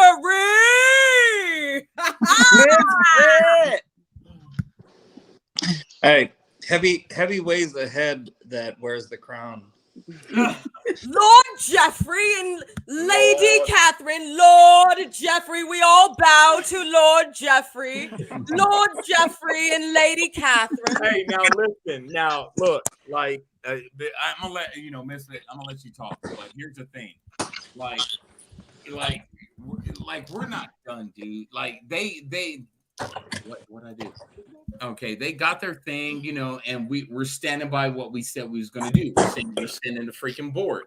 We already talked. We're gonna send the board, and people were trying to hate, and we were already talking. And I had already talked to the chick. I was like, we're already sending it. And I was like, we already talked. What are you guys on my page for talking shit? We already talked. Well, cool. So, but we're not done. I'm just like, you know, we got more coming. If you wait. I don't personally understand what this really is about, right? Because if it's about the victims of Kentucky, you would focus on the victims of Kentucky. You would bring awareness to the victims of Kentucky. I didn't know anything about this. They're Antifa. This is nothing more than a political. So I'm so sorry. They're Antifa. No, you're good. It's just if I personally didn't know what was going on, I don't think they're doing a good job of spreading awareness to it. It seems like the only way that I found out about it was when they personally attacked me, and they think that this is a good strategy to bring like drama into fundraising. That's not how you do it. Like I've raised, I think I raised over $37,000, like legitimately, like with actual fundraisers. Between about 4 causes, and I've raised probably 50,000 over the course of my, tile career, where I was bringing people in from, Kenya into this country, and like, getting them citizenship and all this shit. Like you don't do it on TikTok with drama. It doesn't make sense. I don't see why they're getting their cash apps in their bios. I Right. understand this. It doesn't make sense. I'm not saying that they're doing anything nefarious, but I just made a post where I put the link for the Kentucky Eastern Flood Victims, which is a charitable organization that's through Kentucky.gov. Like, I saw it. Why didn't they just do that? Like, why didn't they just put that in their bio? I think we should make sure the money actually went where they said it was going to go. I donated to that cause. I want to know where my money went, and I will be making sure that my money went to the right cause. I said that from the beginning. Within 5 minutes of me making that comment, I got a call. That doesn't sit well with me. It doesn't sit well with me that somebody was so pressed about that, where they felt the need to call me. So okay, I have a question because I don't. Okay, Miss Blue Whiplash, thank you for coming back. I know you wanted to talk to me. Just one question before I bring in Miss Blue Whiplash. What is what happened with the last fundraiser where they were fundraising for some little boy or some farm? Like, what was going on with that? What happened with that fundraiser? That one you're talking about, I can't remember his name. There's a little boy that were fundraising. He needed, I believe it was a heart transplant. That one, Pony was in charge of that fundraiser, and that one was like entirely on the up and up. So yeah, that one. But I know like a few weeks ago they were fundraising for Kentucky as well, I guess. I heard somebody stole the money from that fundraiser.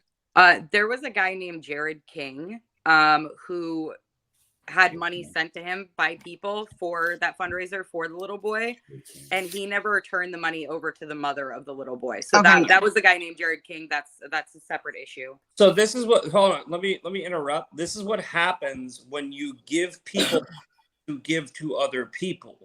Why are you giving money to people to give to other people? Right. I don't understand that. I've run several fundraisers. I've run several charitable organizations, and you always give the money directly to the victims through a single entity. Right. And that entity has to be tax deductible. That entity has to be registered, and that entity has to be like within the guidelines of a charitable organization. Can anyone sorry to cut you off, Misfit. Can anyone look at whether or not Cute Kentucky Shop has a 501(c) status? The lady who's in charge of it said that she did. She put out a couple videos talking about there were missing women in Kentucky because of the flood. So I mean, a lot's going on besides just the environmental destruction. So I mean, that was good. But then again, anybody could do that. So we don't know. So that's why I'm saying, can someone find out? I'm not saying that Cute KY Shop has done anything, but think about how easy it would be for her to do something. When you give people money to give to somebody else, there is absolutely no paper trail. You're taking them on their word. Well, and I want to, Zach, can I say something on that note real quick? The other side of that as well, and I brought this up in my live on TikTok earlier, is that when you do it this way, like nobody can use their donation as a tax write-off if they so choose to. No, but in this way, Cute KY Shop could do whatever with that money, donate all that money, and she could have a huge tax write-off with everybody else's money. Yeah, if she wanted to do that. True. You should be putting it through. Use GoFundMe. A 501(c) or a charitable organization like a GoFundMe, a Give Send Go, whatever. But when I was getting into a beef with these people, when these people a month ago were telling me, why don't you just donate? Why don't you just donate? I said, okay, I'll donate. Where do I donate? And then they said, there's a link in my bio. And I went to their bio and there was a fucking Cash App. So I donated. Like I donated on purpose to your Cash App. And I figured maybe I would use it later to say, hey, what the fuck? But I have been running charitable organizations for the better part of a decade, and I've never asked for people to send me money through my Cash App.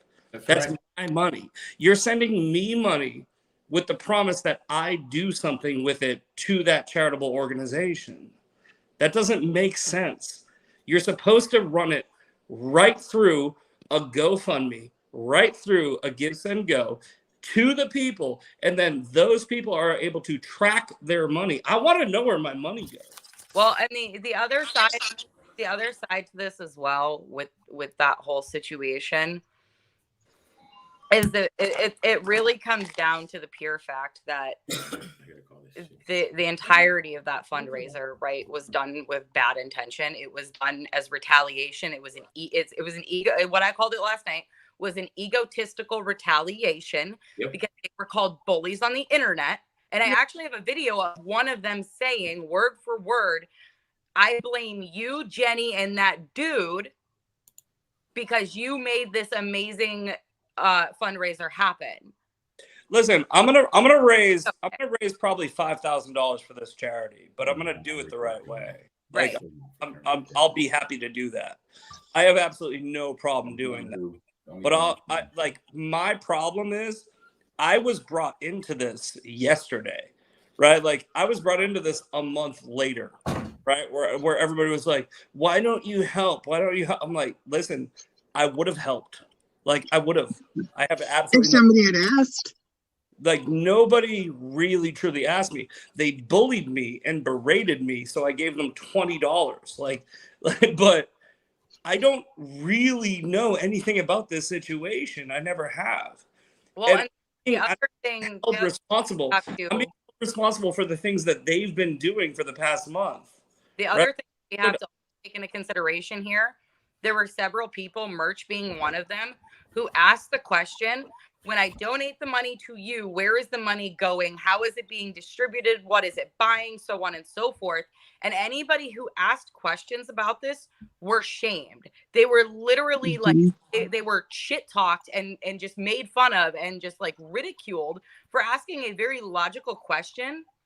And then tonight I was informed while I was live, somebody came into my live and let me know that there apparently people who donated via Cash App, there was some sort of wheel, I guess, and the people who donated via Cash App weren't on this wheel. So people were like, "Hey, I donated via Cash App. My name's not on this wheel." And I have screenshots of some of the comments, like of people saying it.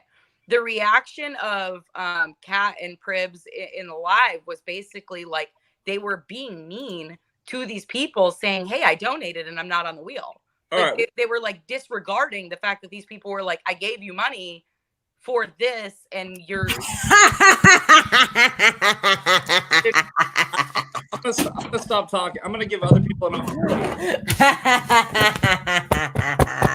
Oh really? When you throw a fundraiser together in 5 days as a manipulation tactic and damage control tactic because little old Jenny and Bro questioned the way you're behaving, because we question the way you're behaving. Well, I saw all the videos. Saw that, I'm sorry, that was so disgusting. Anyone who saw that first video I made to text, there was nothing disrespectful. No, I wasn't cussing. I wasn't being hey guys, bitch. This is all I wanted to say. Like, I mean, I'm gonna stick around, but this is all I wanted to say when I came on, right? Go ahead. I wanted to let y'all know that me as a donor to her Cash App, whether, she thinks that I'm like, cool or not, I'm going to look into this. Like, this is bullshit. Like from the get-go, I'm going to audit or reach out to people who can audit this whole entire situation, because I'm not comfortable with what the fuck is going on. This doesn't make sense. I don't like it. And there is nothing any of them can fucking do about it, because it's me, right? Like, it's me. You guys can't fucking bully me. You guys can't cancel me. You guys can't delete my account. I will make sure every dollar that was raised on this fucking auction and this charity in particular, KY shop, I don't care. Like, you seem nice, but I want to make sure, for my own personal fucking mindset, I want to make sure that your fucking money went to Kentucky flood victims. So get your fucking paperwork in order. Don't think that I'm joking. I'm not. Well, and so Now- real quick to finish off what he to go off what he was saying. I know a lot of people were really pissed in my live when I said that I was going to contact that domestic violence shelter in Kentucky and send them the video of the live and let them know about the book that was used in being auctioned off and what the receiver of that book was going to be doing with it, which is burn it. Because I would think that a domestic violence shelter would like to know that the auctioned off item, the money, came from a book about a 15-year-old girl being gang raped, and that people use that book and use that story to weaponize it against her son because they don't like him. I think that's relevant. And I think that shelter should absolutely know where that money came from. I heard that they couldn't sell it, so they read it. Like Now, no, I have are a thing rebel I would people. like to say, in kind of not in kind of in rebuttal, but from my knowledge of everything, when you guys are ready, I'm not here to pick a fight or be confrontational. But I have some other knowledge, and I would like to be able to put that knowledge out there. I'm totally fine with that. Say whatever you want to say. I want to give you 3 minutes to speak uninterrupted, and you're welcome to do so. Okay, thank you.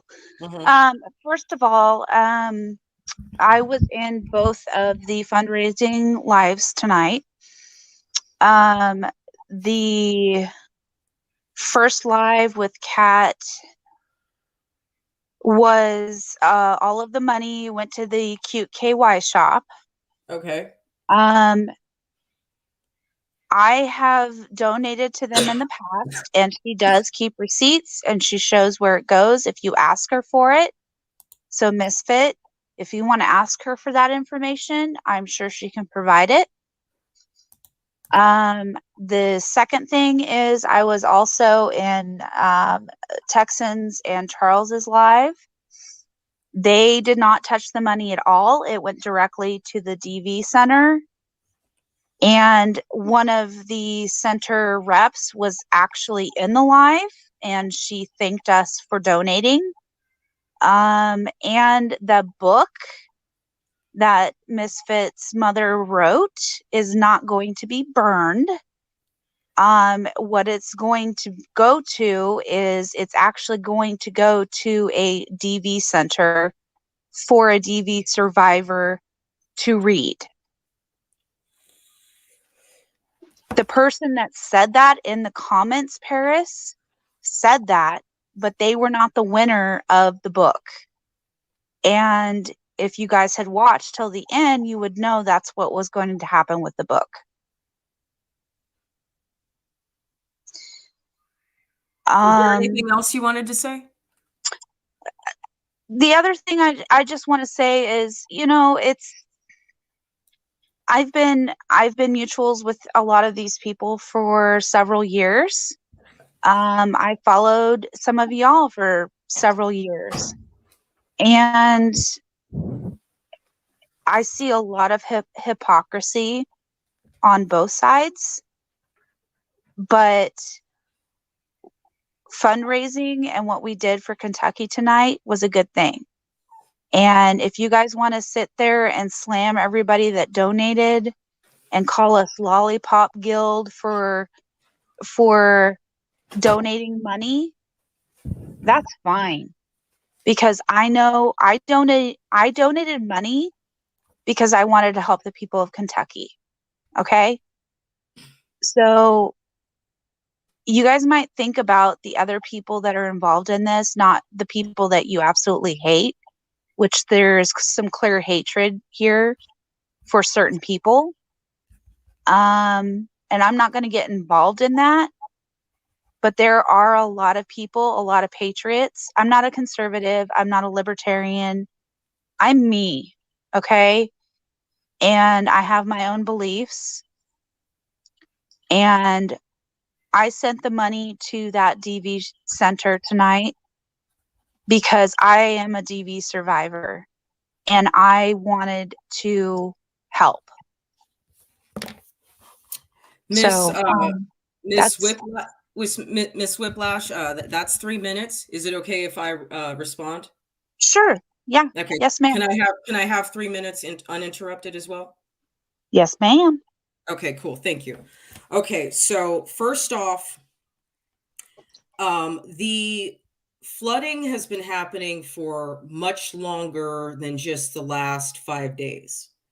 And I personally, based on the timing of everything that went down as far as the gang stalking and the harassment and the videos that were hurled against me and Bro in those 48 hours prior to announcing this fundraiser, I don't believe that it's genuine. So I think it was everyone's saying it's a gaslight. They're trying to, we feel that these individuals are trying to make us feel like we're crazy because we're not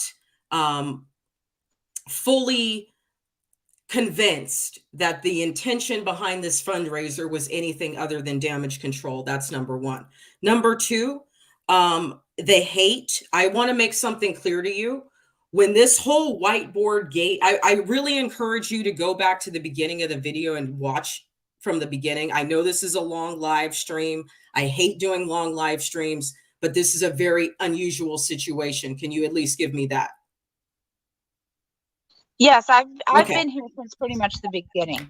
Okay, cool. So you've heard what I've said about how the events of the whiteboard gate evening unfolded. Did you hear that?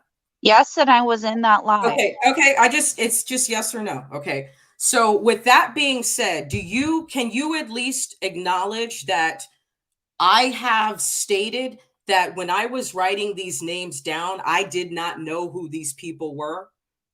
Oh, she's gone. Okay. Well, I'm going to go ahead and make my points with or without her, and then I'll bring anybody back in that wants to come back in. Oh, there you are. Okay, there you are. Miss Whiplash. Repeat what you said.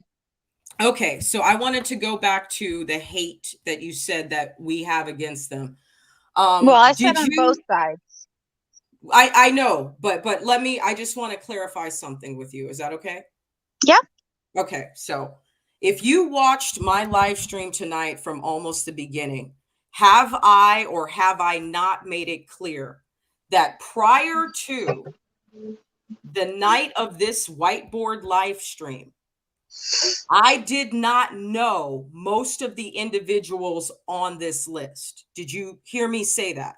Yes. Okay, so when you say hate, what you're implying is that I hate these individuals. I don't hate these individuals because I don't know these individuals. And I did not know most of these individuals prior to that night. Okay. Okay. The last thing that the next thing that I wanted to mention to you is that in terms of calling you the Lollipop Guild, we were not referring to donors of the fundraiser, because I believe you had a good intention in your heart when you did it. I believe that.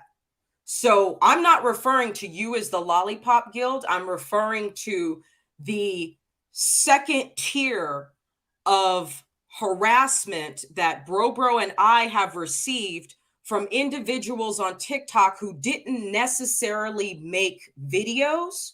However, they are in live streams talking about us.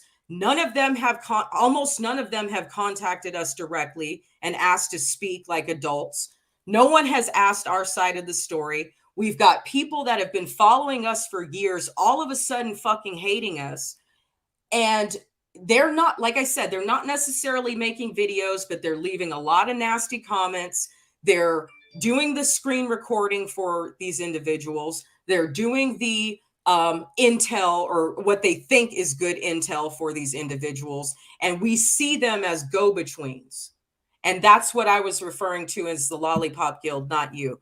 Thank you for being here. I appreciate you sharing.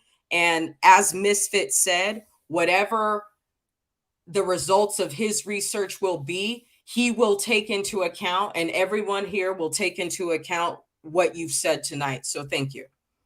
Thank you. And can I just say one more thing? Can you make it quick, please? Make it quick. Yeah. Yeah, it is. I just wanted to say, Momo, thank you for your service. I'm a fellow veteran, and I appreciate your service. All right. All right. So I'm going to add anyone else who wants to say anything about this situation. You're welcome to do so. And I'm going to post the link again right now. StreamYard link. Come on down. No, I respected what she said, but like you saw earlier tonight, I made a video and it was no dig at you or bro. I have respect for you both. I have followed you both for some time, but I wasn't going to get involved in the back and forth of promoting this drama. You don't have to. Charity. And I contacted QKY store directly in comments and I asked her, where can I donate? What can I give? I will give whatever I have, but I'm not going to give it through them because I don't trust them. And like I said, your behavior speaks volumes. You say your supporters, like the other side, you say your supporters and advocates for DV and SA victims and survivors and the troops, but yet you go after those very people. Jess is a veteran. I'm a veteran. Bro's a veteran. I'm an SA survivor. I'm an SA survivor. I'm a woman of color. What are you doing? Yeah, exactly. And I'm an SA survivor. Lord Jeffrey, Lady Catherine, what are you doing? And I'm a child abuse survivor. My child is an SA survivor. Okay, so to say that you support these things and advocate for these things, but your behavior says otherwise when you attack women, like on that live where I was in with you and Bro and Paris and Jess and Misfit. Jess was getting shot down every moment and spoken over by Jeffrey and getting attacked. And it's like, are you kidding me? Are you kidding me? This is the behavior we're talking about. And I can be there for myself and support other friends without being supportive of all the people that are involved in the live and all their viewpoints. Like, I have no clue who you are, Misfit. I've watched some of your videos. I've liked some of your videos. I'm not personally a friend of yours, and I have no judgments on you. Same with Brian Carlson. I like to see all the evidence before I make judgment. I like to see all the receipts before making judgment. But as a decent human being, I can see that also what Kit Kat and Texan did to Misfit is not right. To go after him because of his father's death, his brother's death, his mother's sexual assault. That is fucking wrong and dirty. And any decent human being can see that. And if you think that is okay, then there's something fucked up in your fucking head. Period. And you're 100% right. And one thing I could say is that one thing I don't do is 100% judge people off some screenshot of a text message. I don't do that. You know, I never will judge somebody off a screenshot of some text message that anyone could create and just be like, oh yeah, that person said it. I won't do that. Okay. Real quick, we can't hear us. Okay. Go ahead. Sorry. Hey, right, go ahead. I just wanted to say something. I won't hijack the whole thing. My mother today, I called her for a reason. I wanted her to tell you guys, right, that she didn't want her book exploited like this, right? So I posted a conversation between me and my mother. My mother doesn't want this type of exposure. She wrote that book for survivors, right? Anybody that did anything after that fact, like, you're literally telling a DV survivor or a CSA survivor that her voice doesn't matter. It's so fucked up because my mom said, no, I don't want them to use it. And then they apparently, I didn't see it, they read the book anyway. They're still talking about auctioning the book anyway. She told you, don't do this. And you didn't listen. Okay, Grumpy, you talk, and then I'm going to have everybody drop out. And Breezy, Pastel, if you'd like to come in. Lady with the dreadlock lady. I don't know what I called you. Hey, after Grumpy, go ahead, and then I got to drop everybody else out. Okay. Red pill. I'll go. It's fine. Have a good night, everybody. You're welcome. Listen, you're welcome to come back in later, but I want to speak to. No, that's I get that. One-on-one. I'll be in the chat. Oh shit! How'd she get the link?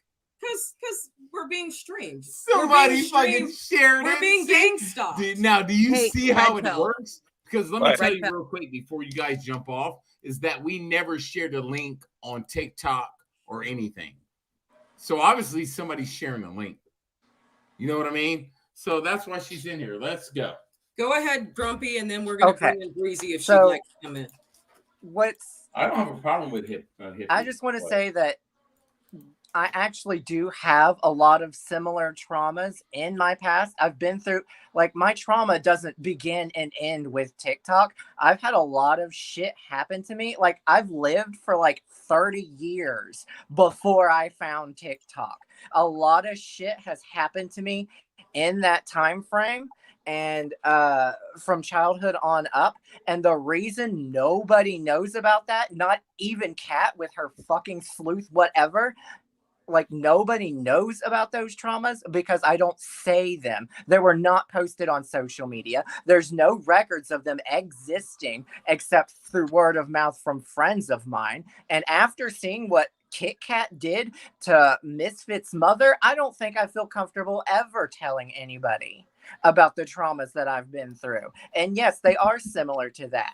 I will just say I have been raped. And I was in an abusive relationship for a year. That is all I will say. And because I know that they're just going to fucking belly laugh at it like Kit Kat does every time she replays my video from back in March. Every time she makes a video about me, she will post that video from back in March. And she is always literally fucking laughing so hard she's crying.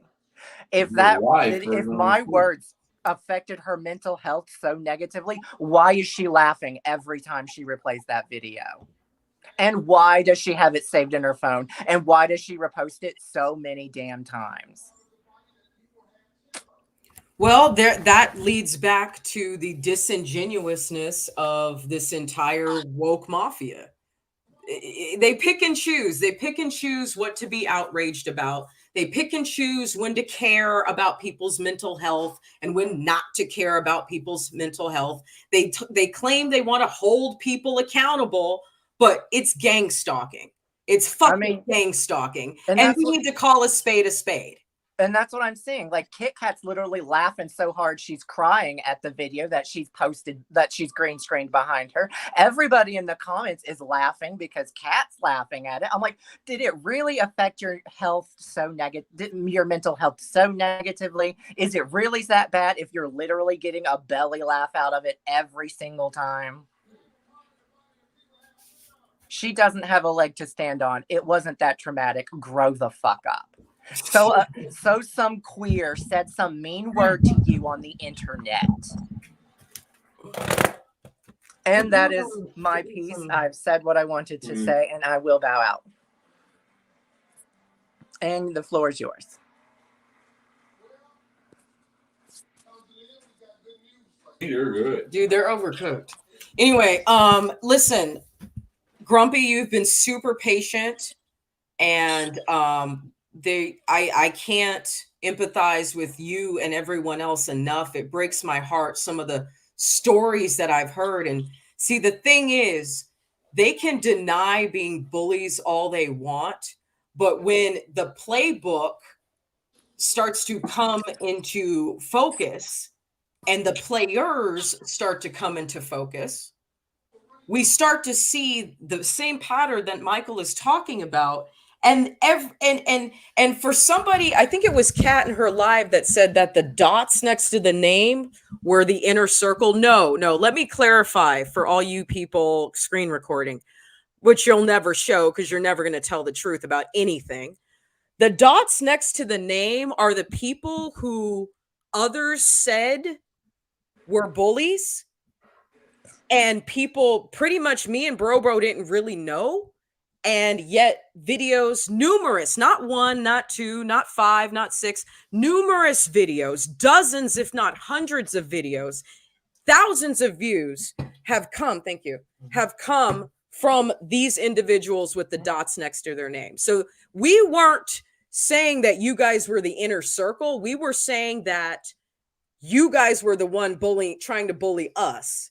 And you basically showed your hand. So I'm going to bring in Miss Tina. Grumpy Gay, thank you for being here. All right. If you want to come back in later, you're welcome Hey, to do Grumpy so. Gay, much love, man. I have Thanks. nothing but respect for you. Miss Tina, I'm going to bring you in a second. Breezy, the dreadlock lady. Yep. Listen, if one of you needed someone to talk to, I'd listen. There you go. Wow. Okay. That's what she wants to say. Well, thank you. I appreciate that. Breezy, I know you said that you were with your child right now. I respect that. I don't want to put you in a position where you can't respond to what's being said right now. I don't want to do that. Tomorrow is not going to be a good day for me to speak. But maybe we can arrange something on Instagram. Okay. So go follow me over there. I'm no one's enemy. Well, Breezy, I think that we could have a healthy debate about how you are. Okay. But if you want to claim that, I will at least listen to you and whatever you say about yourself that can change my mind. Okay. Can we talk tomorrow? Like I said, tomorrow's not a good day. I'm open for discussion tomorrow. I'm just in bed with the baby. I understand. I'm sorry. I know you got to go to bed. I get it. Let's see. Okay, cool. All right. So Breezy, hit me up on Instagram, but we cannot wait to send you. Thank you for your generous donations to KY cute KY shop. This thing is yours. Breezy donated, allegedly, donated $1,000 to get the whiteboard. So congratulations to her for that. We're going to be happy to send it to you. I think we're going to send it to Cute KY, and then she's going to send it to your address because we definitely don't want to dox each other, right? That's right. We don't want to dox each other. We're not that dumb. Okay. All right. So Miss Tina, come on in.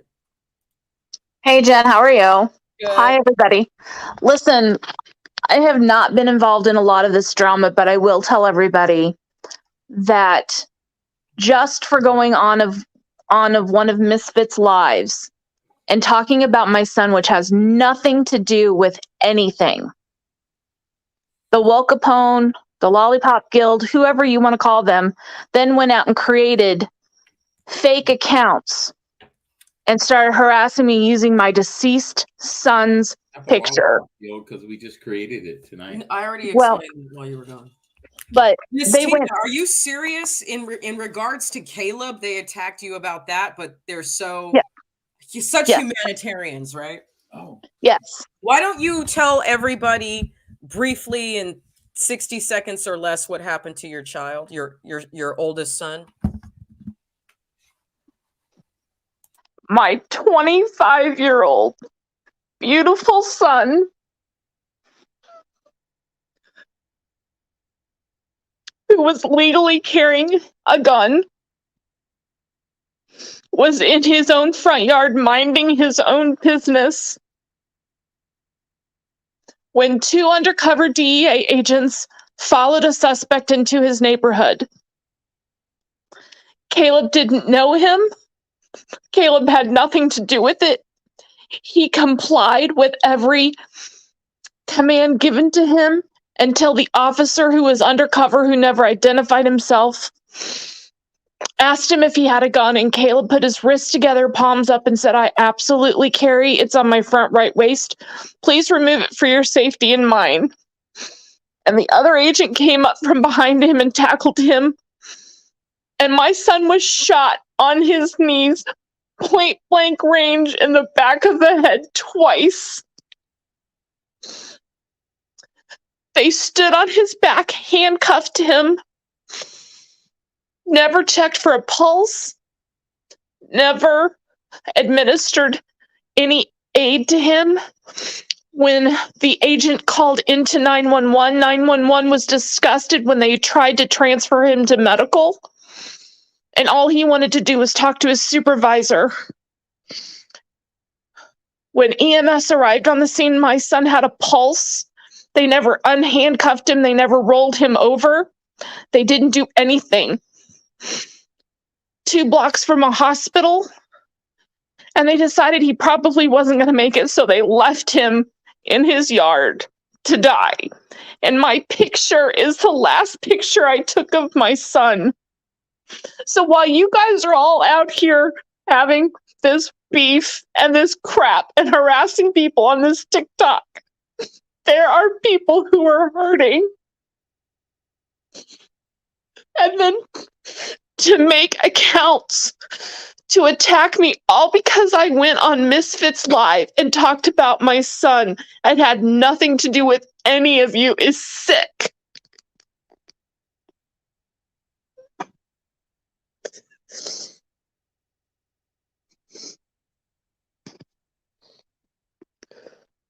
And that's what they do. And I've sat back and I've watched it and I tried to stay out of it. But I'll tell you what, I don't care what anybody has to say about Misfit Patriot. If I send that man a message privately, he answers me every single time. And in my book, that's pretty good. Can't even hear me. What is your son's name? Caleb Slay. Do you guys know I wasn't, and just in case you woke conservatives want to say that I put out my fan to mock Tina. I've been knowing Tina for a while. I've been knowing Tina for like 9 months now. Tina's been there for me. Tina donates to the fundraiser that I do that's legitimate. You know, since Tex wants to call me a grifter, I don't even take any money. Tina will tell you that. I had no idea that her son's name was Caleb Slay. So when I put out this fan, I do it in honor of her son. So don't you dare try to twist that and say that I was making fun of a mourning mother. Don't even try that shit. This is why we don't tolerate your asses. This is why we don't believe you anymore, because you outrage over every fucking little thing. You fucking outrage and lie about every little fucking thing. This woman, you want to talk about mental health? Oh, you don't know what people are going through. You don't know what people are going through. Don't bully people. Don't bully people. You don't know what people are going through. Did you guys know that her son had been murdered before you started talking shit to her? I'll wait, motherfuckers. I'll wait, bitch. And they ain't gonna do shit. They ain't gonna do, y'all ain't, cats, go tell that to Cat. Go tell that to that bitch. They ain't gonna do shit. You ain't gonna say, why did you ever consider that you were talking shit to a woman who is in mourning over her son being killed? But you don't care. You don't care when it's a white boy. You don't care when it's a white boy. Now do you, Antifa? Fuck you. Yep. And just to clarify, to make it worse, do you know this happened on the first anniversary of his death? This is when they did that to me. Because Misfit knows what I went through. And I don't care. I don't care from anybody who tells me he's a bad person, because he and I have been through some shit that nobody else knows about, and they know about one person. And again, he's been there for me every time I've needed somebody to talk to. But he's such a piece of shit, right? Miss Zach Bonfilio is such a piece of shit, isn't he? Because he's Such a man, piece of He's shit, a man right? who stands by what he believes in. He's not going to be some fucking punk ass dude that lets people push him around. So now he's the bad man. Now he's the bad guy. You know.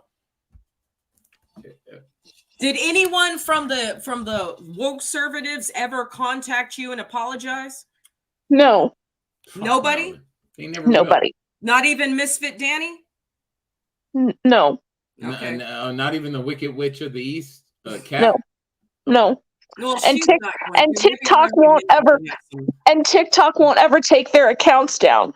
They stole my son's pictures and made accounts that said boom boom Caleb's dead. Tina crazy for Caleb. Caleb got what he deserved. And they think it's funny.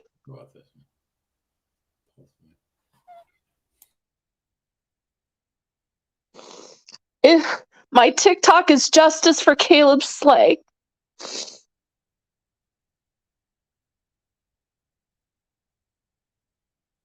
And then when I was bullied and threatened with lawsuits for something I didn't do, that abuser got my other TikTok, which only had 5,000 people on it, and it wasn't a big account, got it removed for harassment and bullying, and I didn't bully anybody. I believe you. I know how much you've been through, and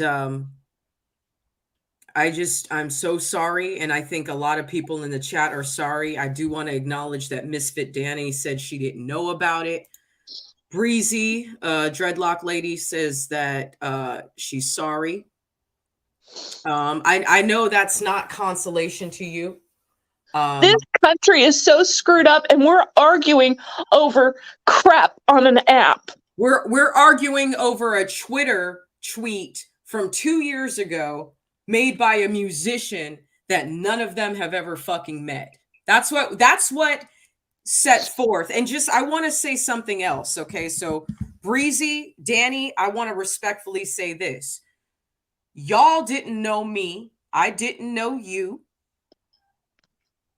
You proceeded to make a series, dozens of insulting, disgusting videos about me and Bro.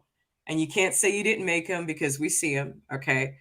Listen, if you really are patriots and you're not Antifa, please, can you at least acknowledge that this behavior is a huge distraction from the work that needs to be done and the information that needs to be shared about how to possibly save our republic?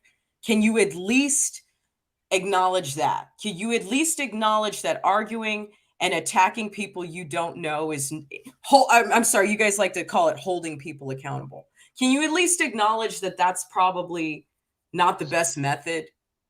Like, if you want to really think about the bigger strategy here, that's all I'm saying. Because this is why people say that you're not conservatives. This is why people think that you're NATO and you're paid and you're Cat Soros and George Soros and, you know, you're on. Yeah, Danny, you did. And you're not gonna gaslight me. We're not gonna argue this point. You did make a video about us. Yes, you did. I saw it. I gave you respect before, and respectfully, we are going to not play that game right here, right now. Okay. I'm sure you're gonna go make videos tomorrow on TikTok, but that's fine. Do you? Listen, I mean, I forgot my point. Again, distractions. You're distractions. You're nothing but distractions. People out here are trying to get justice for families. We've got people, small business owners who have suffered devastating losses. People who are patriots who are still stuck. There you go. There you go. Well, show me the receipts. I'll get to you. I'm not going to stop what I'm saying right now for you. When you say jump, I don't say how high. Tell DJ Bunny to go make a fucking beat out of that. When you say jump, I don't say how high. Okay? And you know what? Ladies and gentlemen, Misfit Danny can go. Goodbye. Goodbye. Lies, we don't tolerate. We're not tolerating any more lies from you. We're not tolerating any more lies from you. Don't play both sides. Don't act like you came to me respectfully on Instagram. You did, you tried to, and then we saw you. We saw the behavior that proceeded. Let's not play that game. Goodbye. Okay. All right. Listen. I'm not a conservative. I'm a libertarian. You're also a mother, and you're also a human being. And thank you for acknowledging Tina's pain. But you also need to understand your child is small. Her child is older. Okay. She has more memories with her child than you do so far. Not saying your children aren't both valuable, but if your kid, if you, God forbid, you lost your kid, you'd be grieving too. And you would hope that nobody online would ever make fun of that. When you're trying to keep your sanity, you're trying to get out of bed every day, you're trying to keep your family together, you're trying to work, you're trying to pay for attorneys, you're trying to pay for private investigators. The shit is a little far. It's a little too much. It's a little too much for someone in that much pain. So if y'all care about mental health, be about it. Be about it. Please be about it. All right. It's her live. Let me respect that. Thank you. Bro, you couldn't handle 2 seconds. Why you mad? I don't understand what's going on here. Hey. Go. Outside. And the sad thing is, my son, as a white conservative, wanting to be a police officer, going to school for a degree in criminology, can't make national news because he doesn't fit anybody's narrative. And both sides, just so we're all really clear, because some of the same people that Jen has seen, I've seen up close, personal, had lots of conversations with in the patriot movement. Everybody wants to see change. But instead of making that change or trying to do better, we have all this infighting and infiltration going on, and this petty bullshit. People are dying out there. People are being abused. When is it going to stop being about petty crap and start about getting this country back to where it was? What happened to empathy and sympathy in this fucking country? People got away. You want to know what happened? People got fucking keyboard happy because the shit that every single one of these fucking woke conservatives has said to us would get your ass beat. Would get your ass beat in some of the places that we've all grown up in. I call it the window. Screenshot that. I call it the window theory. The window theory is when you're in traffic and somebody cuts you off, you say the worst, most evil shit you can possibly imagine in your car because you know you're protected. You know they're never going to actually get to you. But in person, you wouldn't actually say that to their face. And that's the window theory. It's like there needs to be a window in between you. And our phones have become a window. So we've become worse, right? Because social we've allowed ourselves to dehumanize other people, myself included. But we need to really understand that there is a person with a child, a mother, a father, a brother, a sister, an aunt and uncle that care about them. And we don't really want to do this. It's like we're doing it because you're doing it. And it's a perpetuating vicious cycle.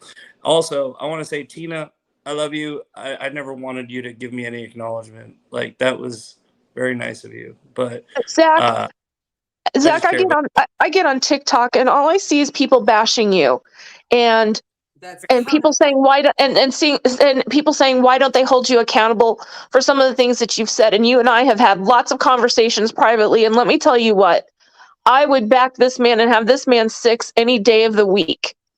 And my son Caleb would have done the same thing. They would have compared tattoos and had a beer together.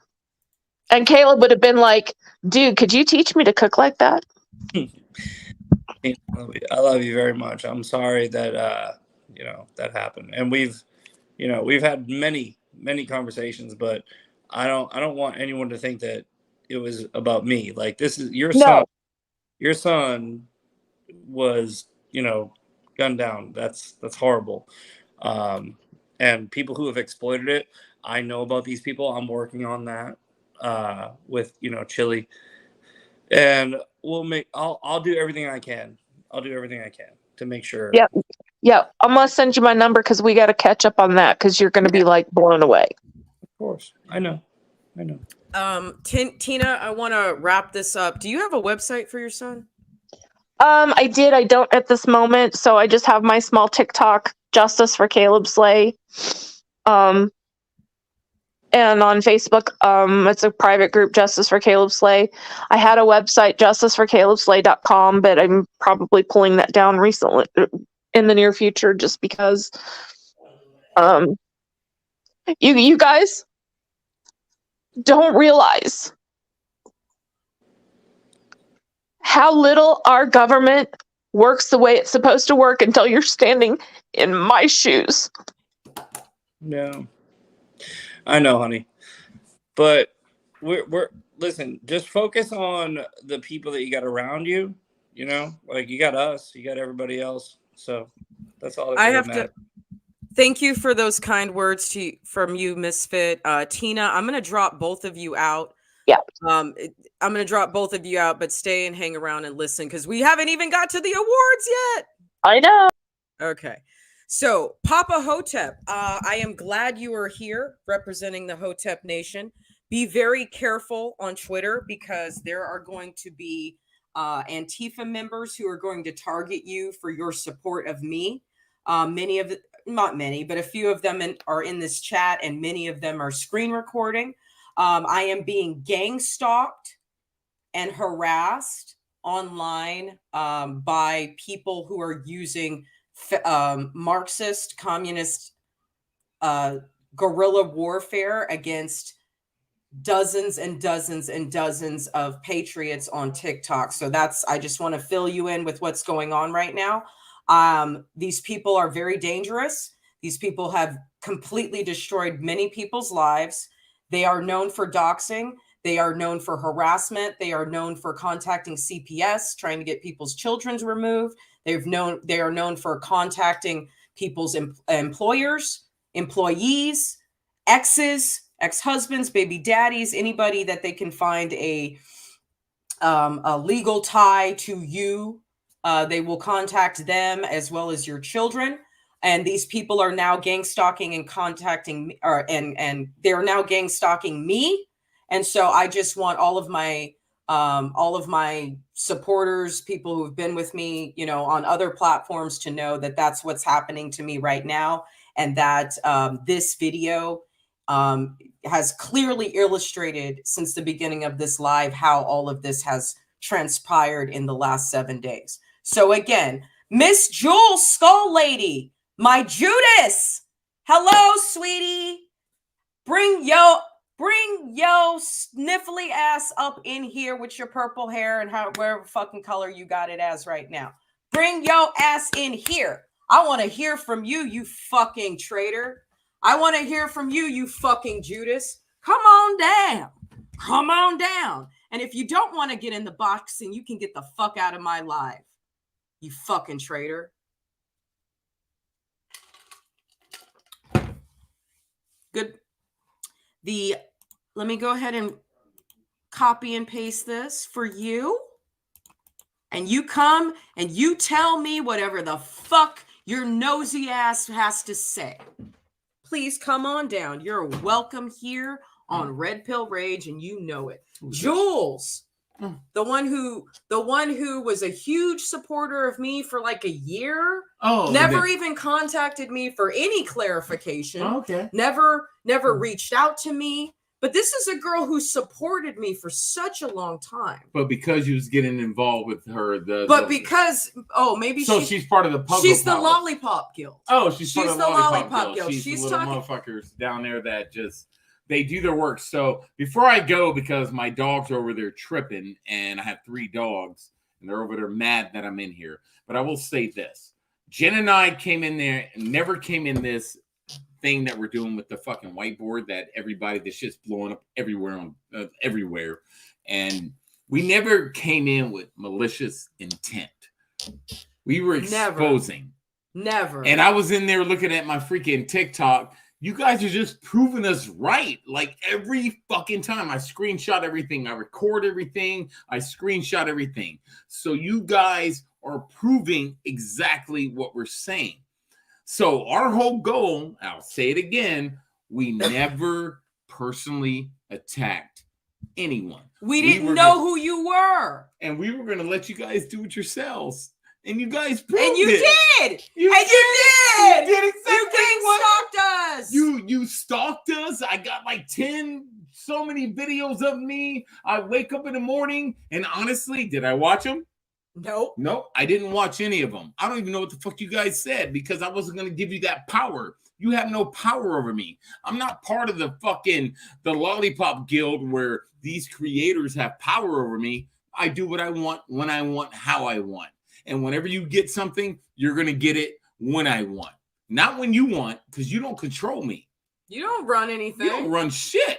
But the thing is, what they do is they threaten to expose you for being such a terrible person. Okay, oh my God, we're such terrible people because we said we used a descriptor to confirm whether or not I thought somebody was somebody who had previously claimed being bullied by somebody that would never bully them. Hey, but what people don't know is that how many names did we cross off that list? Only 2. And here's the funny thing. The 2 names that we crossed off ended up making videos about us and harassing us anyway. So we're going to go ahead and add those names back to the whiteboard before we send it to you, Dreadlock Don't Lady. reach out to us and talk about, I just want to reach out to you and then talk shit. This is what we talk about. This is the tactic that she read in this that they use. Yep. We're going to use this tactic, go in there telling him like, oh, I don't know. And then when someone gives you an apology, which was genuine, but in the back of my mind, I was like, I ain't stupid. I ain't dumb. And then they go out and put videos out thinking they got me. You ain't never got me. Ever. And I can bet my life on that. You will never get me. I'm smarter than that. Every single thing you guys say, every single comment, we're keeping track of that shit. And we're keeping track. And nothing against you people on here, but we're saying every comment we get on our social media, we watch it. And then, of course, we do our research. And then we send it out to people that follow, and they're like, yeah, this chick said this, or this dude said this. And we're like, okay. We don't say anything now. You think you guys think you're saying your insults are terrible. They're horrible. But anyway, I'm gonna go ahead and post this again. Anybody who wants to join the live stream, whether you are a minion, whether you are a captain, whether you are fucking know how to do that shit. Hold it like that. Put your thumb right here. Okay. Whether you're a minion, whether you're a captain, whether you are a Lollipop Guild, you're welcome to come in here and say whatever you want. We are part of the Lollipop Guild. The Lollipop Guild. Anushe, let me explain to you what's happening right now, just so you understand, Anushe. So I had the audacity, and go ahead and make another fucking video about that. Make another sound clip about that. That was cute. Freaking black conservatives have the audacity to call black conservatives have the audacity. Real conservatives now. To question the behavior of a white conservative. Is that what? Wait, who could you? And then we got who created the Conservative Party, the Republican Party? Oh, wasn't it a bunch of blacks? Black people, like freed black men? Yeah, so welcome to the party. Oh, okay. Yeah. Anyway, so let me tell you what's going on, Anush, and I want this to be known as far and wide as possible. I am currently being gang stalked and harassed by very dangerous individuals who are claiming to be conservatives who have infiltrated our lives through the TikTok app. There is a huge network of these individuals who practice very Antifa-like tactics to silence and intimidate conservatives into not speaking out against anything that they do or any of their behaviors. So on the surface, they make a lot of videos that seem very right-leaning, and they have definitely created a huge following by appearing to be very right-leaning, but their tactics are very Marxist. Their tactics are very Antifa, and I gave plenty of receipts on how the behaviors are similar, and they are now gang stalking me. So if anything happens to me, I just want all of my followers to know that these are the individuals responsible. These are the circles to be looking into, and that these are the names that you need to report to law enforcement if anything does happen to me. Most likely they will try to dox me and dox him. Most likely they will try to call family members and intimidate us. I've heard of tactics being used, such as sending pizza boxes to your home, pizza that you didn't order. They will send it to your home. Other tactics, Swede was sent a box of shit to his home. This individual has since left the app. He came back to the app, I'm pretty sure. Yeah, he's back. But he also changed residences and had to change his phone number. They continuously stalk all of your social media and try to, so it's not, it goes outside of TikTok. They stalk your social media, and then they also make phone calls to either CPS or your employer or former employees, as well as like exes or perhaps anyone you got divorced from or anything like that. We already know So who this they is are. what's happening. So if anything happens to me, I just want it to be on record who will be responsible for any harm that comes to me. Okay. But you'll see, the thing is, they don't know. I'll be damned before I fucking back down from Antifa. What harm? And they pretend to be humanitarians and so concerned about all these causes like Save the Children and domestic violence and rights, our constitutional rights. It's all an act. All of it is an act. These people don't believe in freedom of speech. Nope. They don't believe in liberty at all. These are browbeating brown shirts on TikTok who have infiltrated the conservative movement and the Maga movement, and now they are walking amongst us. Many of these individuals have come to actual meetups. I've met a handful of them. The rest of them, I didn't know who they were. I didn't even follow most of the other ones. I didn't know who they were, but a handful of them have come to BanFam events. They've come to other meetups. These people are walking amongst us. They are running. They're shoulder to shoulder with us. I think their end game is to gather as much information about conservatives as possible, and then to also manipulate weaker conservatives, i.e. the Lollipop Guild, into supporting their vicious attacks. Until they attack them. And that's the one thing that the Lollipop Guild has to understand. Like, you have to understand, like, Jen and I have never come after these people. Never. Now, you people close to them, if you come after them, you have to imagine what they would do to you.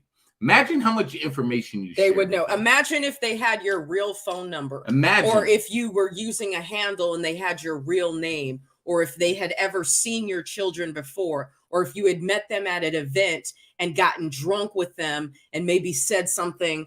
You know, people say shit at bars, people get, beer balls, imagine if any of that, imagine if you had gotten intimately involved with any of them. Mm-mm.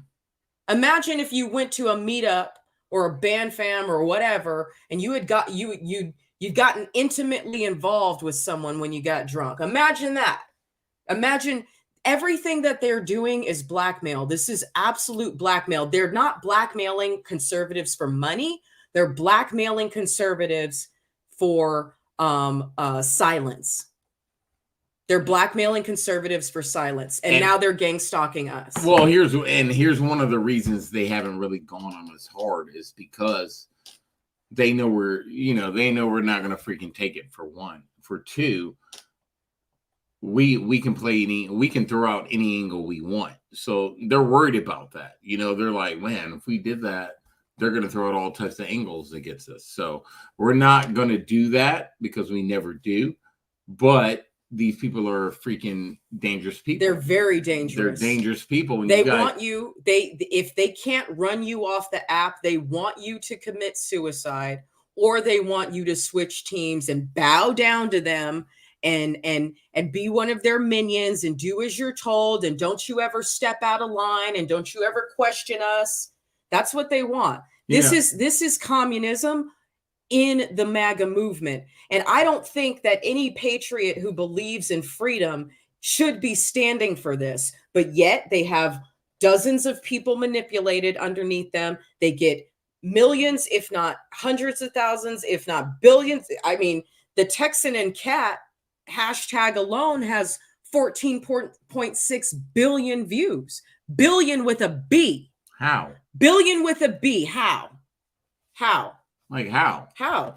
I go to Facebook, no one's talking about them. I go to Twitter, nobody's one's talking there about them. I go to Instagram, no one's talking about them. How many followers do they have on Instagram? If they have 14 point something billion followers, they're if they have that many fucking hashtags and retweets, shouldn't they have like millions of fucking followers? They don't. They don't. This is all a facade. They are protected by TikTok.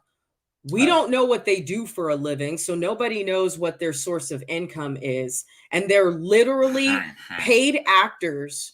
They're either Antifa, they're feds, or they're paid actors who are getting some sort of stipend for spending 40, 50 hours a week, possibly sitting on their phones, having their notifications turned on for anyone who is their friend, as well as anyone they consider to be a part of their hit list. And we have the hit list as well of it's now over 50 names, 50 fucking names in the last 2 years.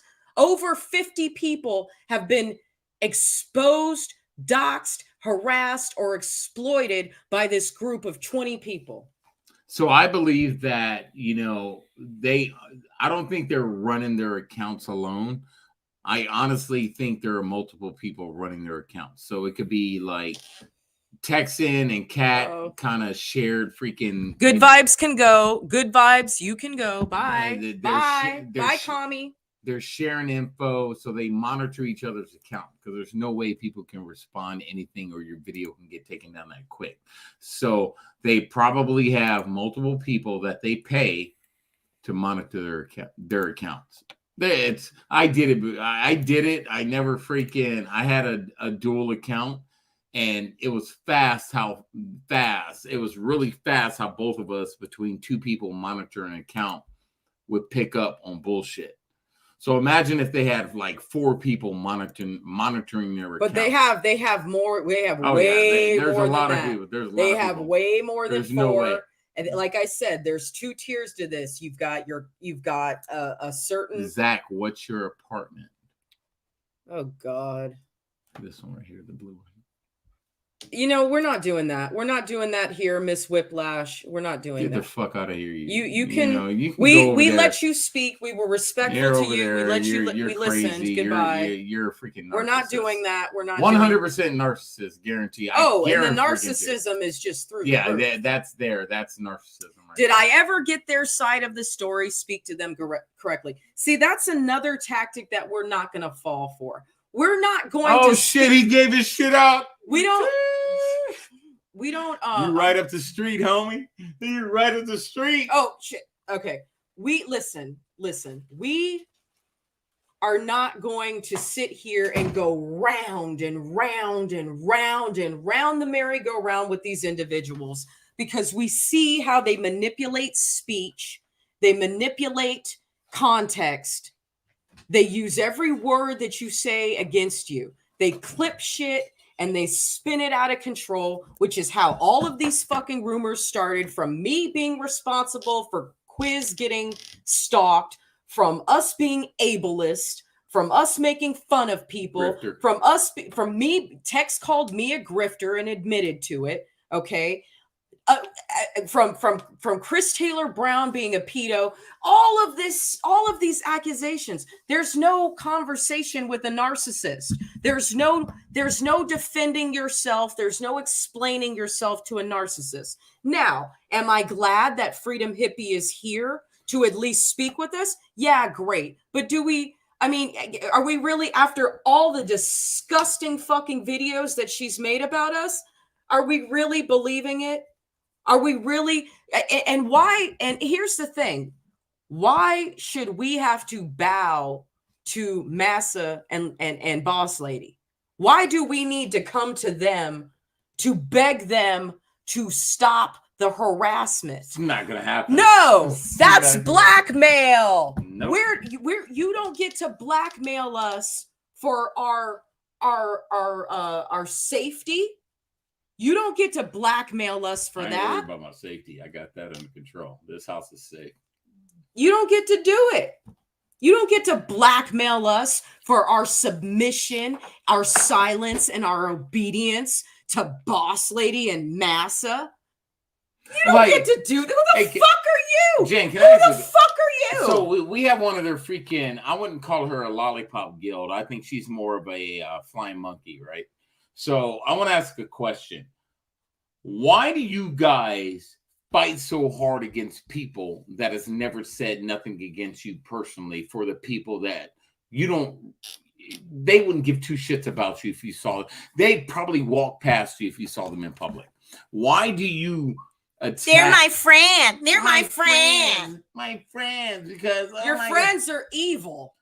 I've had so many real friends that have done me dirty. So why does some fucking TikTok friend, why do you hold them so close to your heart like that? And then why do you allow them? Because I've never had a friend that I know in real time attack anyone that didn't agree with what I was saying. So why do you guys do it? I don't understand. Is it, I've never understood that. Like even with her videos that she puts out, I've never gone in and attacked someone that was attacking her. Why do you guys do it? That's the question. People will talk shit about her. You've never seen me go in and say, only time I said something, I posted one video and I said, if you're going to post something about my family, make sure you tag her. I was like, don't just talk shit about her. Just make sure you tag her. But I've never did an attack. I never attacked the person personally from what they posted. So why do you guys do it? Like, that's an honest question. I've never attacked you. She's never attacked you. Like, why do you guys do it? Why? Like, what do you, is it a kick? Are you guys lonely? Do you get a kick out of it? Because it's not going to work with us. You can scare some other people, but you're not going to scare me, because the more you attack, the more we're going to come. The more you talk shit, the more we're going to come. We're not going to stop. I can bet my life on that shit right now today. We're not going to stop. So when I said in a video, I was like, Hippie and I already in the comments, already told her, respect pretty much. I said, we're going to send it to you. Good. Congratulations. Why is it that people after that had to come in and talk shit instead of someone stepping in and saying, not that I'm scared of them talking shit. That shit's, they're nothing, they're easy prey. But instead of someone coming in and saying, hey, we already talked. But it's like you guys almost allow the bullying, because a lot of us will tell people, hey, stop. It's all good. Or when people start bullying or doing shit like that on my videos, I'll fucking cut that shit off. And I'll tell people like, hey, that's not what I do. That's not my thing. And here's the thing. When have you ever seen Bro Kitsch or Red Pill Rage in any sort of online beef with anybody ever? I'll wait. Like real beef. I'm not talking about 2 or 3 clapback videos. Yeah, I'm talking about something that went on for weeks or months. You've When have seen you it. ever seen us in a TikTok beef with anybody or attacking anybody ever? Besides liberals, anybody. Besides liberals, but we see it with you guys, and your shit don't stop. It's like, okay, I was watching, the last shit with Trap, and her and I already put out, we don't agree with what he said. We don't agree in, PD30 and all that shit. We already said that shit. We both have, I have a kid. So I'm like, why are they fucking saying this shit? And then it was one video, then it was two, then it was three, then it was 4, 5, 6, 7, 8, 9, 10, 11, 12, 13, 14. And I was just like, okay, I get if it's just two people going at it. Now everyone has to jump in. Now it's 4, 5, and every day it builds. Every day. This is how organized their system is. Yep. Every day it builds. First, it was Gemini and Ames. Okay. Then everybody fucking jumped in. Okay. And it spirals. And you guys, the excuse is, well, we're exposing you for being a shitty person. Well, guess what? You don't get to be the thought police. You don't get to tell us what we can and cannot say and who we can and cannot agree with. You don't get to do that. You ain't nobody's mama. You don't get to run anybody. Who the fuck are you? Who are you? Like, who the fuck are you to tell us what we can or cannot say? Two, when she talked about the thought police, aren't you guys being a thought police? But when someone disagrees with you guys, you attack them. Oh, you're holding them accountable, right? You're holding them accountable. Yeah. Okay, real quick clue. Let me Hold catch on. you. I'm going to wake up to somebody holding me accountable. Here's how I wake up. Oh, shit. Somebody trying to hold me accountable. Oh, fuck it. Do you understand that's how grown people think? You're not going to hold us accountable for shit. You ain't paying my bills. You ain't putting food on my motherfucking table. You ain't doing shit for me. So for you to say, to hold me accountable, it doesn't mean shit. Jen and I aren't holding people accountable. We don't really give a shit what you say or do. What we're calling you out on your bullshit, and we're following patterns. If people want to hold you accountable, that's on them. We always say you have the right to say what the fuck you want to say, but we're seeing patterns. But your group seems to be like they want to hold you accountable to the point to where you just kind of disappear. You disappear and back off. And we've seen trends to where there's been other creators that we follow that have kind of given in to your bullshit. Look, I'm going to tell you right now, today, again, I'm not giving in, dude. You guys can't take shit from me. You can't do shit to me. I don't have a criminal record. I retired from the military. I work for the sheriff's department right after that. I've been out of the sheriff's department for I'm not going to say it because I know you motherfuckers are. But find something on me. Find something that is tangible. Or don't, not bullshit. Don't falsify documents like you guys apparently like to do. Or falsify documents or some tangible shit, not some bullshit like you guys like to do. Or you get a text message from somebody and then you run with that shit. You run with it like, oh my God, you did this. How do you know that? Because she said it. How do you know that's real? You don't know it's fucking real. Your only reason you're fucking responding is because your favorite creator is responding, and you don't want to get in. You don't want to get on their bad side. That's exactly I don't give a fuck what creator, blue check, 100,000 followers, and I said it before. I don't care. I'm gonna say what the fuck I want to say, and if you delete me, I don't care. Half the people that deleted me off of TikTok, it's a fart in the wind to me. I woke up the next morning, I was just like, oh, and I gained another fucking 500 followers. See, that's the thing. We started something that you motherfuckers are scared of. That's the thing. You are terrified that a lot of your dirty fucking secrets are going to come out. And you're worried about if we got them. We may or may not have secrets. Moving on. But you better be careful. Moving what the fuck on. you say. Keep my name out your motherfucking mouth. Because you better be careful what you say about me. Because I ain't never said shit about you. But I'm a dirty, raw motherfucker. You know what I mean? Oh, they're going to screenshot that. Yeah, they're going to screenshot that. And he's an ableist. Hey, right? let me say it again. I'm a dirty, raw motherfucker. I'm a fucking pacifist. People say I'm not a pacifist. I'm fucking nice, but I'm not a pacifist. I'm a spiritual person who doesn't like conflict, but I'm not afraid of it. I spent my whole life doing that shit. You think I'm scared of it? But I got out. I was just like, nope, no more. No more, no more. I don't want to do this shit no more, all this shit. And then you guys notice my content. I was like, nope, I don't want to do this. But you guys don't even fucking know who you're fucking with. That's the thing. I can pick up a phone right now and fucking make one fucking phone call, and you guys have already seen that. Yeah. All right, let me read some of these comments. Amy, the American, if you want to jump in and say anything, you're more than welcome to. I'm going to post again. We'll see. I mean, if she comes through. You're welcome to come through and say your piece. I'm always willing to listen. Callie Karen says narcs are never wrong, and they know absolutely. They know for a fact. You know what? Yeah, Skin Tag and Cat and Texan, they know for a fact what a terrible person you are, and you need to be exposed, right? All right, here's one thing. I know you guys we can't see, but how many people have been in a narcissistic relationship? I have.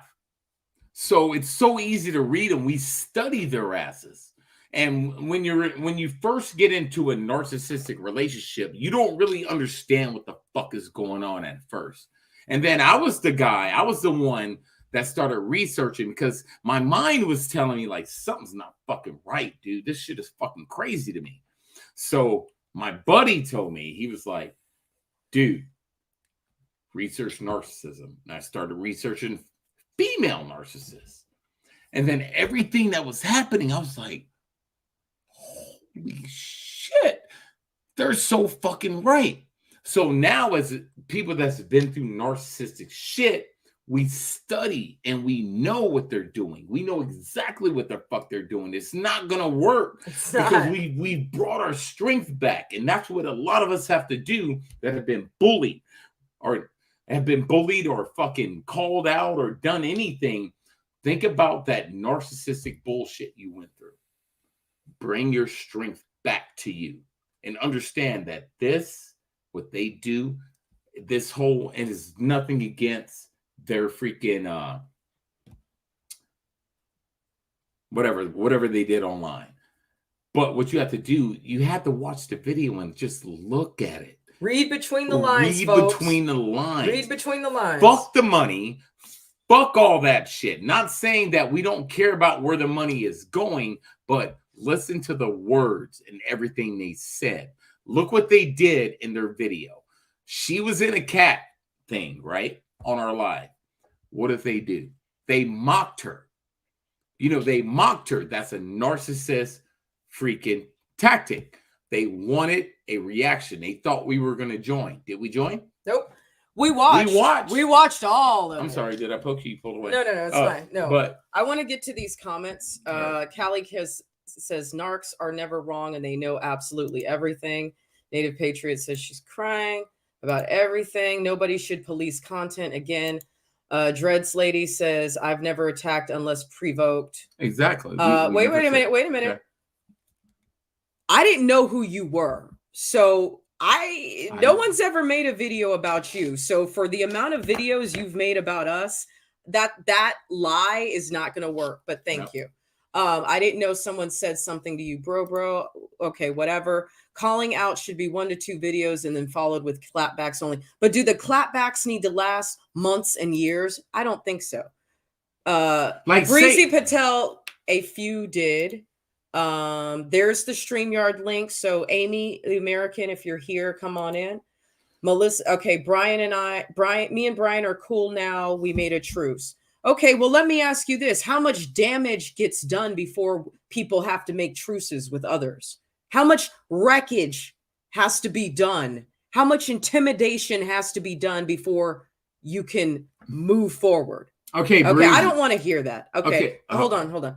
I can be a shitty person if I want to. No one has to listen to what I have to say.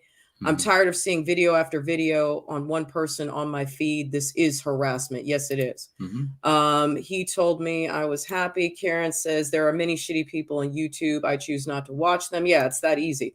Pissed vet, exactly. There's a line and you can make 1 or 2 videos, but at a certain point it becomes harassment. Yes, That's it right. does. You're right. Oh, good. I see I'm not a giant asshole. You are a giant asshole, but I'm willing to listen to what you have to say. I want to go back. You are a giant I want to go back asshole. to her other comment up there, though. Okay, Zach, food is on the way.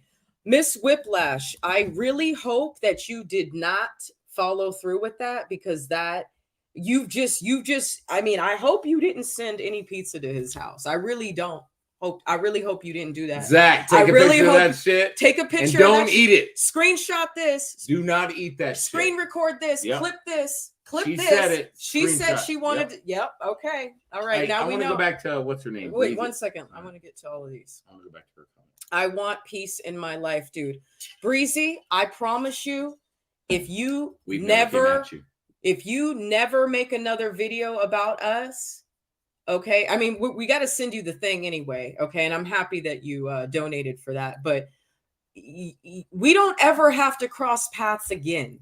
We don't ever fucking have to cross paths again. Please, honestly, if that's what you want, then live that and show that with your behavior. Okay? We don't ever have to speak again. Ever. Dreadlock lady.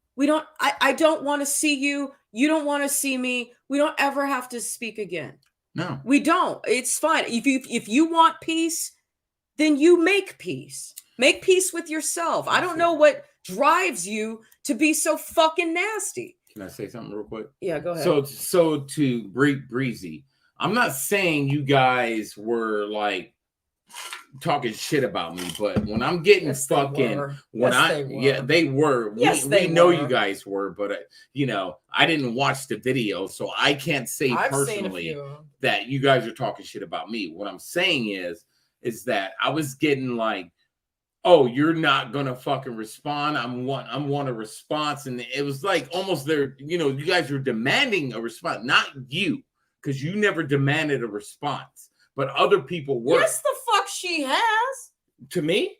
To both of us. Oh shit! Yes, the fuck she. I don't watch the videos. Yes, the fuck she has. But the thing is like demanding a response is like you guys wanted a response, so you guys can do a clap back. You know what I mean? And I wasn't giving you that. I'm like, I'm not even going to respond to that bullshit because I never said shit about any of you guys. But you want to come at me because some cryptic video, as one of your followers said, I'm putting out these cryptic videos. Has my content ever changed? The type of my video, the style? No, I always do it the same. I go from lip singing to doing these kind of like videos. So it's never changed. I kept it the same. I go from cooking to doing this. But it was almost like you guys were demanding me to respond. They all were. And that was a part of the gang stalking. And again, this is a narcissistic abuse tactic. Is what they do is they literally will blitzkrieg you with accusations and pointing fingers and people talking so much shit. They will talk about what you're wearing, what you look like. They'll talk about what you have in your background. What did one chick say about you, about your taco? I don't know. Yeah, some chick was talking shit about her earlier. I've been called a furry. I mean, all of this shit. They blitzkrieg you. Have you ever argued with a narcissist? Because if you have, you will understand what they do is they do this rapid fire attack on you to where you are so overwhelmed intellectually, you cannot even respond to every accusation and every argument that they bring to the table. They blitzkrieg you. And now that's one person. Imagine if it's 15, 20, 30 fucking people. And then those videos get seen and those videos get viewed and those videos get shared and those videos end up in places where you don't even know where they're going to end up. This is the tactic that they use. But I want to read. Go ahead. And this is what our whole movement has been about. It's not about the individuals, you guys. It's about the tactics. That's exactly what Callie said. The problem is anti-Tifas attack the person, not their argument. Of course they do. Because It stopped. I'm telling you guys, I showed you the timeline. It stopped being about Trapped after day 3. Yep. After day 3, then it became that we were ableist. And then that ran fucking rapid. That ran wildfire for a couple days. Then it became, there was an implication that we were Satanists. Then now I've been accused of being the person who's, I guess, stalking Quiz the Cancel King. I ain't never even fucking followed that guy. I don't even know who he is. So there's that. Okay. We don't, it's one after the other. It's rapid fire. And by the time you finish trying to diffuse the last rumor, they've already started 2 or 3 more. And that shit's already out to the whole TikTok it's already world. out to the whole So like fucking she internet. said earlier, between all the people that you guys sent it out to, 20, 30, 40, you have 20, 30, 40 videos that we're getting. They have 50, 60, 100,000. It goes exponentially. And the shit's just out there. And now you got people that don't even know what the fuck's going on. They're jumping on their favorite creator because that's my friend. That's my friend. No, it's not. No, it's not. Fuck out of here. That ain't your fucking friend. I implore you, how many of you fucking lollipop guilds, if you love Cat and Texan so fucking much, how many of you have met Cat and Texan in person? How many of y'all talk to them on a daily basis? I can count on both hands how many freaking creators I've met. I got to get through these comments, okay? I know. All right. I'm just freaking talking. No. Okay. No, it's your shit. I never thought you were, but I don't know much about Misfit Pizza on the way. Again, we'll stop. I got to get through these comments, please. Okay. I've had peace for 6 months, sober for a year. This shit happening to people don't sit right with me. And it shouldn't. It shouldn't sit right with any patriot to know that we have brown shirts fucking walking amongst us. It shouldn't sit right with anyone. Whiplash is sending me food without asking if I want food sent to me. Screenshot that. Misfit, I'm crying. You said you wanted pizza. Okay. Damn, Zach, she found pizza place that's open. It's 1 a.m. here in Texas, by the way. We could probably get pizza then at 1 sent MMFB. Then sent the address. Listen, if you really send him pizza, you just admitted to the shit. Like, don't sit here and just stop. You don't get to gaslight here. You don't get to do that here. Can't we all just get along? It's your choice. That's it. It's your choice. Okay. And we want to give you that choice because we don't give a fuck about you. Like, we're happy you got the board, but we don't give a fuck about you. We never have to look at each other again. Please. Look, we're not waking up in the morning thinking about what you guys. What is Dread Lady doing today? Oh, we're is not. She gonna go to the gym? Is she hanging out with her baby? And I love her videos. Is she making hair pieces? No, I love her hair because doing? honestly, I was like, man, I want to put some dreads. Like, honestly, I want to get dreads. But like, I really love your content. But I was just like, what is this whole shit her against me all of a sudden? I never said anything bad about her. I never attacked her. That's why I never ever did shit like when you said something, because I was like, I never said anything about you, dude. So we can all get along. You guys just got to fucking calm your nerves. Like, stop attacking people. That's our whole thing. And people don't understand that. It's always been about the bully tactics. And that's what we're about. Period. You can fucking have beef with somebody and go back and forth. But the minute you got 30 other people jumping in and pouncing someone. And fucking look. And you guys were the ones looking up criminal records and financial records. We got that shit. We forgot to even state the first fucking lie that was said about us was that we were making a hit list about them. We don't know who you are. Don't even know where you live. We weren't making any hit lists. We were just trying to figure out why these things kept happening. But you guys, you don't understand it. You just go with whatever. I got to get through these comments, please. Do you think we're the mafia? They're the fucking Cosa Nostra, okay? Callie says, in my mind, those attacking content producers get paid to do so. They have no good content of their own that pays the bills. It's so sad. I agree. Facts. Pizzagate. Okay, so this is probably going to be a hashtag. Okay, but since y'all want to clip videos, because I mean that's the most tasteless thing I've ever heard. Does the pizza have pineapple on it? That's cute. Hey, would Hey, you would have sent it. Hey, you would have sent it to you, Grumpy. But apparently, when people ask for food, they don't want it. I don't know what that fucking means. Whatever. Stop arguing about dumb shit. We're dealing about. Oh shit! Her board. It fell. Her board fell down. Sorry. Because we didn't trust you guys, LOL. We genuinely wanted answers about the board. Well, then, you should have spoken to people who had watched the live in its entirety instead of allowing yourselves to be manipulated by your massa and your boss lady. Okay, that's what you should have done. Okay, you don't get to demand anything from us, including answers. If you don't know, if you know, you know. If you don't know, you don't know. Not my problem. Goodbye. Okay. When are y'all doing the whole whiteboard thing? Soon, but there's so much to cover. So, we have to get this out there. That's what I told Jericho, to be careful what you accuse people, because people will believe it and run with it. That's what he did to me. I believe you. That's what he's done to all of us. Jericho, the one who came into our live, said that he wasn't a bully. We crossed his name off the list. And then what does he do? He proceeds to bully and harass both of us and continuously make videos about both of us. So that's that. Better question is, what have Kat and Tex done for them? Probably either they, I don't know what they're enticing their lollipop guild with. I don't know what they're enticing them with. I have no idea. That would be something worth looking into. Bro, you said even said you and I were cool. You didn't even know my name was on the board. I did it. Yep, that's exactly how it happened.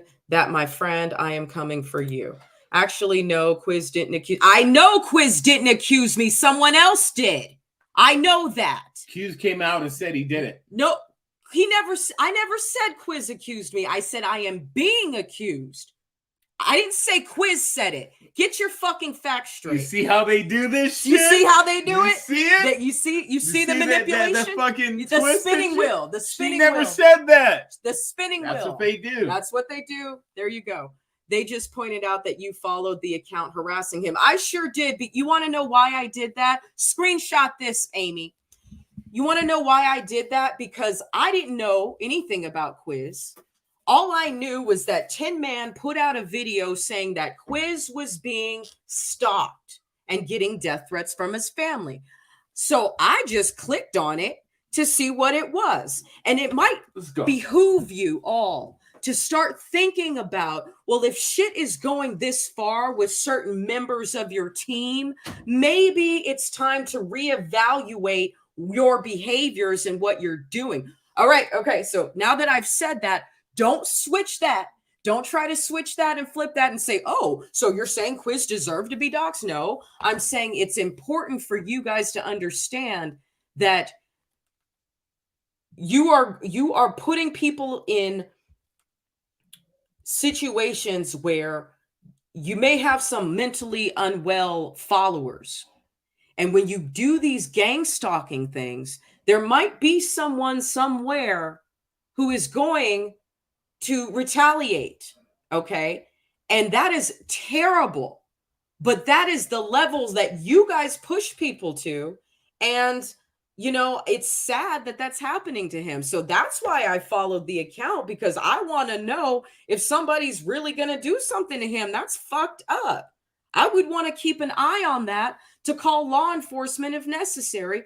But you guys apparently have that taken care of. So yes, I followed that account, and I'll continue to follow that account because I hope that individual is full of shit and not actually going to try to hurt somebody. I hope that person is full of shit.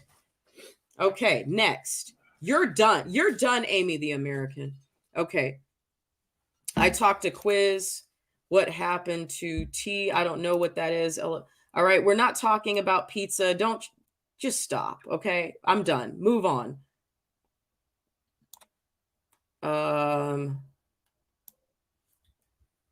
Next person who discusses pizza, you can leave. I don't care what's going on with you. Next person, you can leave. Okay. Wait, no, I'm not going to go there. I'm not fucking going there. I'm not going there. Who? Hey, Grumpy, what are you doing? I'm cool with it. Nope. Unmute your mic. I'm just sitting here. I'm on both phones. Oh, okay. You got 2 phones. Yeah, I was in the comments on my other phone. I didn't know you was bringing people back up. No, I was just wondering what you were doing because you were still here. But anyway, I think we pretty much have the biggest bully of them all. Let's go ahead and proceed with the Whiteboard Gate Awards. Okay. So, all right. Let me just get all of this together. Okay.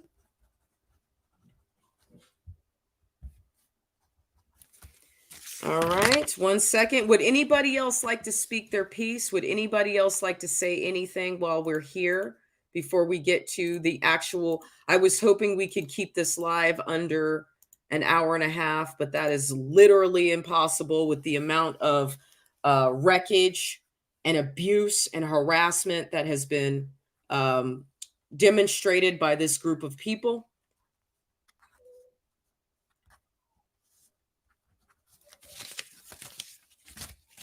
Anybody else? Last call, last call. Here's the StreamYard link.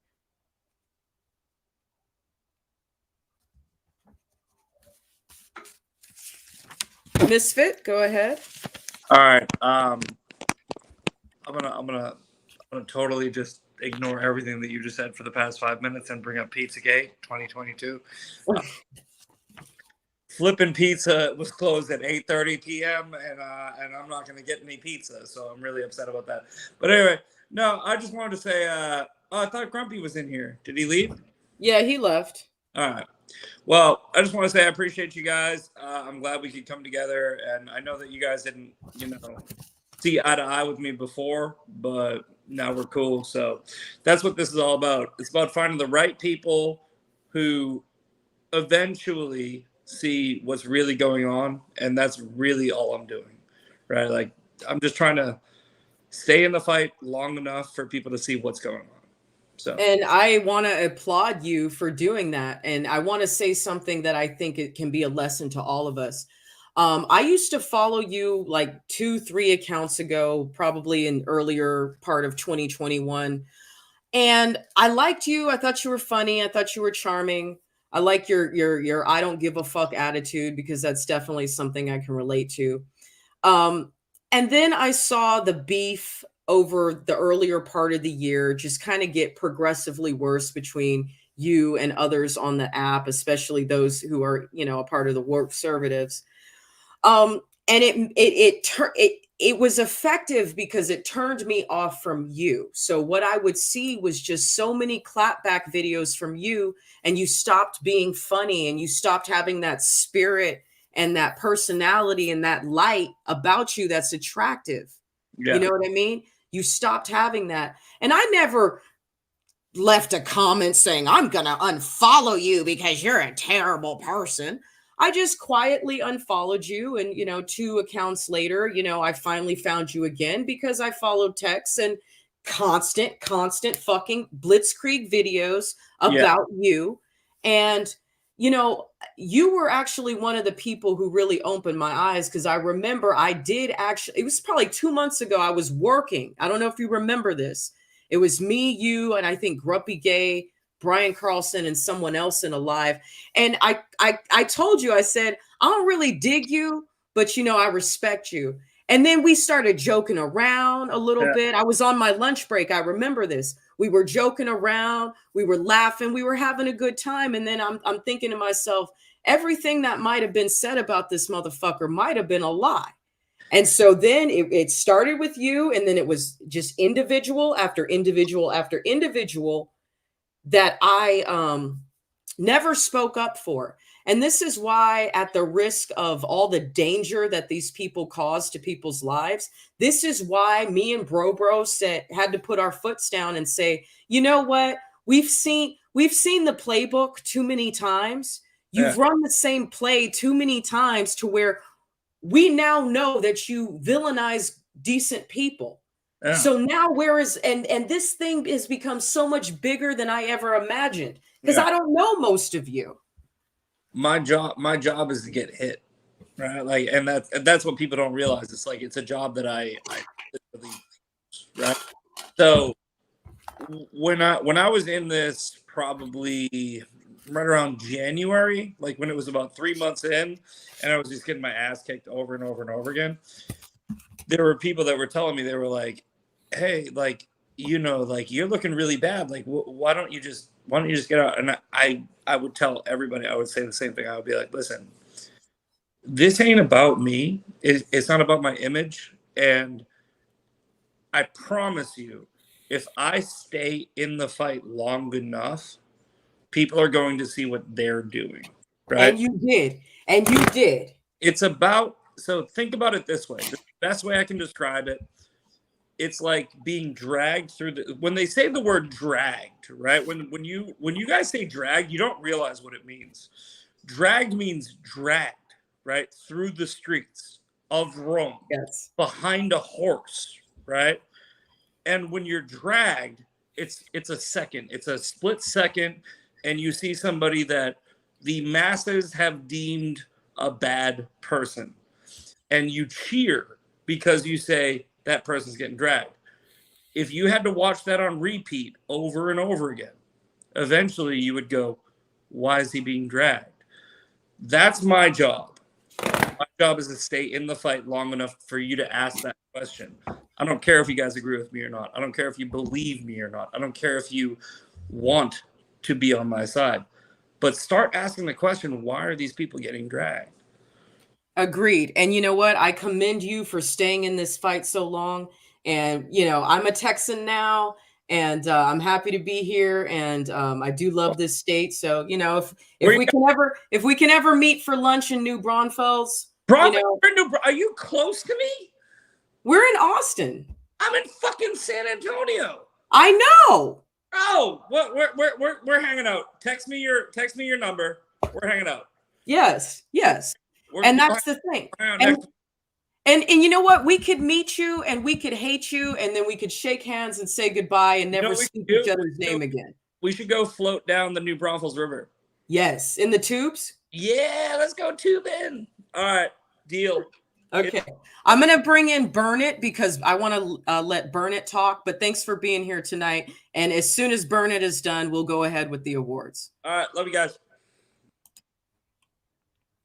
Hey, Burnett's here. Hi, Burnett. Hi, you finally respond. How are you? Well, I mean, I don't respond when you demand I respond, but I will respond. I want to give you 3 minutes to say anything you want to say. I would, you know, you're welcome to say any of your thoughts and just, you know, I will not interrupt you. Okay. Perfect. Okay. Sorry, my throat's a little gross. I reached out to you on Instagram. I would like to reach out to Bro. I'll find him. I did try to reach out to Misfit. He was like, nope. I did speak to a couple other people to try to reach out to Misfit. He still said no. Okay. Tried to reach out to Paris. She was like, nope. Tried to reach out to a few other people. They were like, nope. Did reach out to some other ones and they did say yes. And that's for an independent fundraiser. And I told them it's an entirely separate thing. We're going to keep the petty out of it as much as possible. If that's a genuine complaint that people have, I will listen to it. Okay. And even then, people refuse to collaborate. Okay. Your thoughts on that? Okay. I'm going to tell you right now the reason why most people probably refuse to collaborate. And this, I want you to understand that prior to the last few days, I have no idea who you are. And most of the people on the list, I had no idea who they are, except for like 2 or 3 out of like 12. So I just want to make that clear. I don't know who you are. I'm so sorry to interrupt you. I just got a text. Misfit Danny wants to say that she genuinely, her video wasn't about you. But continue. I'm sorry for cutting you off. Okay, that's fine. No worries. So that's just one thing that I want to make clear. So the whole the rumor that we created a hit list. Why would we create a hit list of people we don't even know? That was you held the marker. Yeah, I held the marker, but yes. I don't think that everyone who started that rumor saw the beginning of the live. And so what was presented to you was little bits and pieces. So what you're having is an issue between intent versus impact. No, I'm just stating I personally did not follow most of these names that are on the list. I didn't know who they were. So my intention was really just because I had written so many notes and I wanted something bigger to write on. Okay. So I'm just letting you know I didn't know who most of these people were, with the exception of a handful. But the reason that most people did not want to get involved was, one, because they felt it was disingenuous, which I will explain in a second. And two, because this group of people that you support have done fundraisers before that people didn't think had good results, not in terms of finances, but didn't have good results in terms of accountability. So it was a trust issue with the person that you chose to do the fundraiser with, which is unfortunate. Well, I'm doing my own thing. It seems like she is really out there, boots on the ground, trying to help people, and she lives out there. But it was the reputation that created the distrust. Well, my reputation's spectacular. My authenticity on here is, so if you can then, because it's a separate thing, reach out to those people and be like, listen, y'all want to help? This person's being genuine. This person's reaching out, extending an olive branch, and really trying hard. He's drove 15 plus hours in the past 3 days. His car is full of clothes. So he's got zero in his bank account, so, and he's still running around. So you want the people that you reached out to email you or DM you back about? Yep, they could do that, or you could, if you want to, post a video and be like, hey, reach out to Burn It. Anybody, any side, doesn't matter. It's a whole separate thing. And what is the other separate fundraiser you're talking about? So the separate fundraiser I'm doing is hopefully going to be on Saturday. I'm working on making some stuff. I already have pre-order forms. I'm just working on editing them. They are going to be posted tomorrow after I'm done working. I'm going to be posting those. I'm going to be posting images of what we're making. And we're also going to have a somewhat of an auction fundraiser as well. For what? It's going to be for KYC. For Kentucky? Yes, for Kentucky, yes. Okay. I did just say that. Okay. You're good, yeah. I did just do my tax form, so I got that done. So that shouldn't be an issue. And I emptied out it was my Venmo, I believe. I emptied that out. It's at zero. I think I had like $50 in there. So that way every penny can be accounted for. I have an Excel sheet that's getting ready to get going. So that way every order that comes in will be accounted for. I think that what you're saying sounds really good. And I like that you have an organized, you're being proactive and you're being organized. And I think that's what people want to see. All right. Well, I'll let you go because I know I've been on here for probably more than 3 minutes. I would genuinely appreciate that. And I did message you about something separate but involved that I would like you to look at and genuinely think about. And I still don't like you, but I respect you. Okay. Have a good night. All right. And my videos were funny. Don't you lie. Okay. Hello, finally. Sorry, my other phone decided to stop working, so I had to go to the other phone. Okay, real quick before Grumpy comes back, a lot of you are talking about how, yes, Danny made a video clarifying the board. Well, let me ask you this. Why are those rumors still being spread? Okay, if Danny has so much power in your group, why were the rumors not fucking shut down? Okay, so I saw the video she made. She sent it to us. We saw the video. That's great. Thank you, Misfit Danny. But guess what? Your people proceeded with the wildfire. So that argument isn't going to fly with me at the moment. Sorry about it. Sorry. Go ahead, Grumpy. I did have one other thing I wanted to say. Just piggybacking off of what I said last time. My master's thesis is actually, ironically, a book about a bunch of traumas I went through that has nothing to do with the traumas I mentioned earlier. I mean, yeah, I didn't have a super shitty life, but at the same time, I never had a super privileged life. A lot of bad shit happened to me, and instead of, whining about it like a toddler or something, I decided to put it to good use, and I allowed my trauma to put me through grad school, and that's actually the basis of my master's thesis. And now, because of some bullshit that some idiot, did, I'm actually worried about finding a publisher for my book because some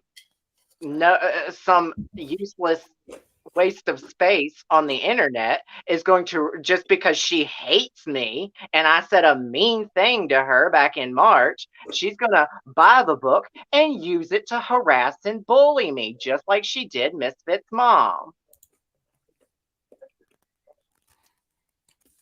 So yeah. Pissed off vet, is there any last words you wanted to say about this? This just needs to stop, because these are people's lives. These people are playing with. We need to hold ourselves accountable, and anybody on the other side, if you do something wrong, you need to hold yourself accountable, and you need to hold your friends or acquaintances accountable, and don't condone the behavior, because that's a lot of what we have. People who have been attacked by these people have a problem with as well, or they get on the boat wagon of defending their friends, as they so call it, but in the end, you're doing the same thing your friends are doing. And there's two sides to a story, and then there's the truth in the middle. And see, you can hold your friends accountable without disowning them. Paris can attest to that. She's done that many times with me.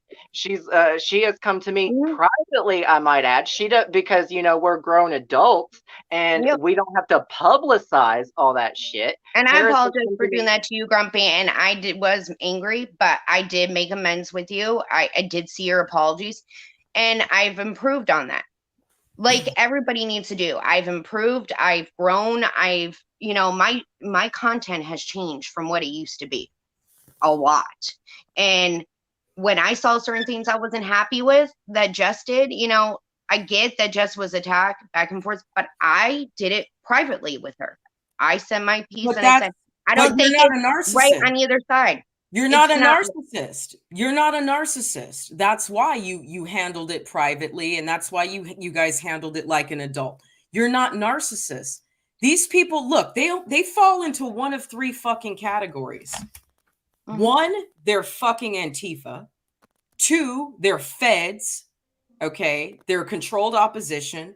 Or three, they are a group of very sadistic cluster B personalities that have somehow found each other, and they feed off of the energy. They feed off of the bullying. They feed off of the rampant wildfire that they know they create. And even if they're wrong and they come back and make one comment or one video apologizing for their behavior, that doesn't negate the 30, 40, 50, 60 other videos that they've made, and the hashtags that they've made, and the permanent record that they've created of public hatred against you. And that doesn't negate it. Once people start getting their jobs called and CPS called, I'm sorry, we're past the point of, oh, this needs to stop. No, we're not dealing with fucking normal people. We're dealing with fucking terrorists. These are terrorists. But I'm hoping this opens eyes to the people who follow these bigger content creators that have been doing this, because it's like they could easily turn their back on you. They know about it. No, stop. I got to take you back. Listen, hold on. I'm sorry. I got to take you both out of the chat for now, because we really got to get to these results. Okay. But listen, the bigger creators know about this. I just want to say one thing. They fucking know. They know. 2 seconds to say one thing. Go ahead. My final words for the night, and I promise I'll just leave peacefully. But yes, their actions are. I cannot stand the fact that, like, there's other people. I know there's other people like me who are terrified to come make public their Terrified. experiences, because people like that will utilize it against them. Like, I'm not talking about Rob, my boyfriend who died on me. I would probably be married today, but no, I had to bury my boyfriend, and I've literally made only 3 videos about that on my 2.5 years on TikTok.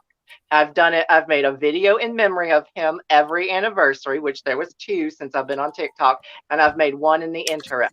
And I never talked about that. I never talk about my abusive ex. I never talk about my undergraduate college years. Like, I'm not going to talk about it because I know dumb fucks like Kat and Texan, assholes, narcissistic pieces of shit, literal garbage human beings, are going to take that and use it as a weapon against me, because they do. They want you to kill yourself. They and do. That's the my end game. mind, my brain is broken. I'm in therapy right now, trying to cope with the stresses of life. And then, yeah, okay, I don't want to So, get. I get it. I get it, Grumpy, because like after what happened to me, I didn't go on TikTok for a month. And it's been intermediate breaks ever since. As you can notice, I haven't been on TikTok, until this live, frequently, like I used to be every day making videos. Like, I don't bother go on TikTok because of this. I'm tired of seeing the videos of people being harassed after video on my feed. I'm tired of waiting for the other shoe to drop. Am I going to come after for my opinions or my beliefs? Yes, or what you I will. say? Yes, you will. And it's like, how dare somebody, like, it really pissed me off, that supposed friend that was messaging me while I was on this live saying that I support those things. And all the long conversations we've had, he should know better. He should know my fucking character. I can't speak for other people in this live. I don't know everybody in this live. I'm just speaking from my experience and the people that I do regularly communicate on a more regular basis on this app, like you, like Jess, Grumpy, not people that are in passing, but I'm at least a decent enough human being to know that what happened to Misfit and, what happened to Brian, regardless of he's guilty or not, it has yet to be proven. Innocent until proven guilty. It's wrong. Period. Let the I don't see. And again, didn't Tex get accused of touching some girl when she was asleep? They shut that shit down real quick. But if it's Chris Taylor Brown, say that happened to Bro Kitch. Say something like that happened to me. Everyone would run with that shit. Say it happened to me. They'd run with it. And it's disgusting. These are people behind the screen, off of TikTok. People are going through real shit in life. Mhm. Like I talked about earlier, my daughter and her essay, I've been dealing with that for months. And to be able to do it with a sober and clean mind, to not go back to that bottle, and to see people get attacked for their weaknesses or being human beings, and make a mistake. It's just disgusting. I mean, you have Kat on here saying you don't go after someone's medical condition, but yet you'll go after somebody's kids. It's wrong. Kids, medical condition, mental health, it's wrong. Something that hits somebody to the core is just fucking wrong to cross that fucking line. No matter how much you dislike them. You dislike them, block them, move on, scroll on. You're a freaking adult. Be an adult. You can agree to disagree, but you don't need to make it a personal fucking vendetta and attack against somebody. But listen, you're ex-military. What types of regimes utilize those tactics. They do it in the education system. They do it in the financial system. They do it in terms of housing and employment, and they do it online. You guys, I'm trying to get you patriots to understand this is the new face of warfare. They're not going to come to your house and kill you. They're just going to threaten to come to your house and kill you. So you always fucking want to move and you always want to leave and you're scared all the time. This is pure unadulterated blackmail. They're not blackmailing us for money. They're blackmailing us for compliance, silence, and being unchallenged. God, how dare I confront Texan about his behavior toward Chris Taylor Brown of Trap? How dare I? Oh, well, And I mean, did you immediately, see the video within one day, I went from being a friend to a grifter to a fucking enemy that is now being gang stalked by God And knows this how many behavior people. should be pointed out. I mean, the video he reacted to of Merch's that was about the woke Capone, about Kat and him. And he's pissing on fucking camera, biting his lip. And it's like, are you fucking kidding me? You think that's fucking appropriate? You got kids, supposedly? It's like, really?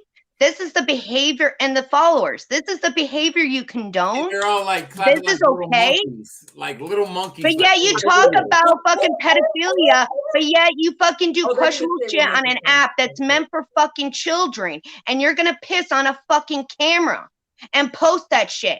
That's right. I just remembered why I came on the last time, like what brought me in the last time. I do want to say something.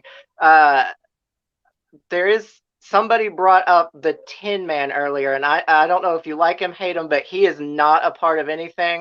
No, I've been watching him for a hot minute. He's minding his own business. Yep. I believe him to be a real true patriot. He's fighting the good fight with us. He's not involved in any way. Like I don't remember what was said in the comments, but like him and the people he hang around with, those are real patriots. They're fighting the good fight. Like they're just yeah, they're not part of it. And Yeah, I will I mean- I will die on that hill. And I've been watching- No.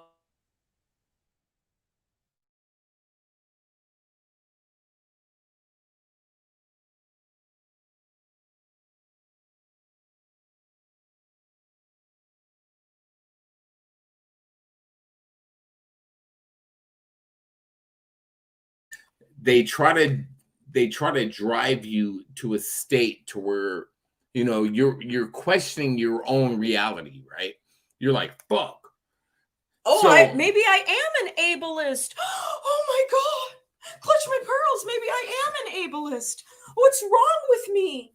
I better submit to Massa and Boss Lady and get their forgiveness. So what they try to do is you're going through some stuff, and what they're trying to do to draw you into their circle, they're going to use that against you to where you eventually say, I'm not going to fuck with these people.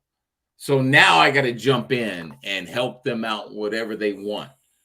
And they're sitting there in their little fucking dungeon and shit behind their little cryptic fucking computer, and they're fucking laughing at us or people that've done it.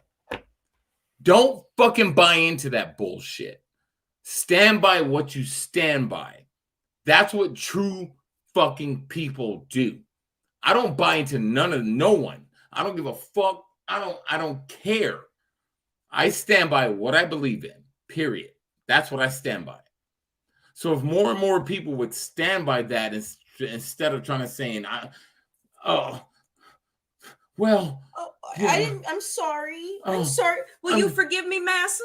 Massa, I'm so sorry. Yeah, I'll Massa. forgive you. I'll send you a hat, or I'll send you something, or Cat, whatever she does her thing. It's just like people are so terrified of these people, and we're not.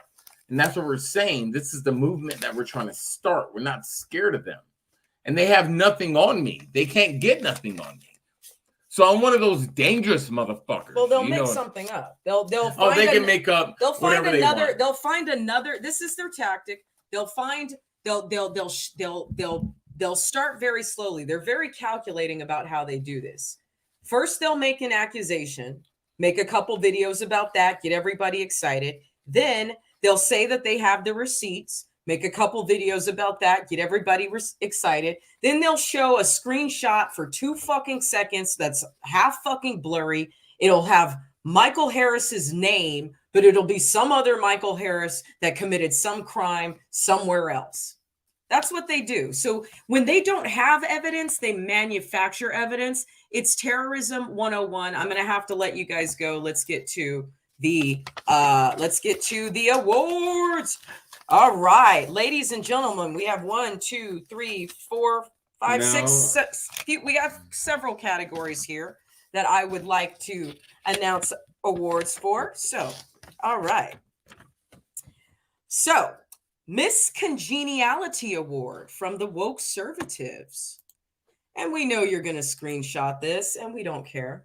Hi. Hi. Hi. Okay. Broke it. Miss Congeniality nominees are Keely Coladas, Rebel Pickle, and Scrappy Fireball. All Miss right. Congeniality, the loveliest ladies amongst the woke conservatives. All right, so such ladies, so graceful, just real class acts. And the winner is Rebel Pickle. Woo! Good job, Rebel. Good job, Rebel. You and I used to be cool until you started talking shit because I never said nothing about you, and you know that's a fact. But good you for got this you, award. Rebel Pickle. You want an enemy, you got an enemy. And I'll be the worst enemy you ever had. All right, next. Nominees for Woke Conservative using the most filters. Yay! Here we go. Nominees are Boss Lady, the plantation queen herself, Miss Lady Kit Kat. Oh. We've got Miss Save the Children here, Miss Clumsy Gemini, whatever the fuck her name is. And the queen of noir, Miss Misfit Danny. And the winner is Gemini. Woo! Yay, Gemini. You're a beautiful girl. You really don't need makeup. Yeah, you really You don't. really don't need makeup. You wear a lot of makeup gorgeous. and a lot of filters. You're- It's not you're- needed. You're good looking without You're all, a beautiful girl without all of that shit. All of them are beautiful, though. Except for one, Kit Kat's not. But Gemini and Misfit Danny, you're both gorgeous. All right. Next category, most likely to be a Fed. Nominees are Texas Red Flag, Barty, and Feagle. The winner is? Well, seeing that I'm not going to talk shit about two of them.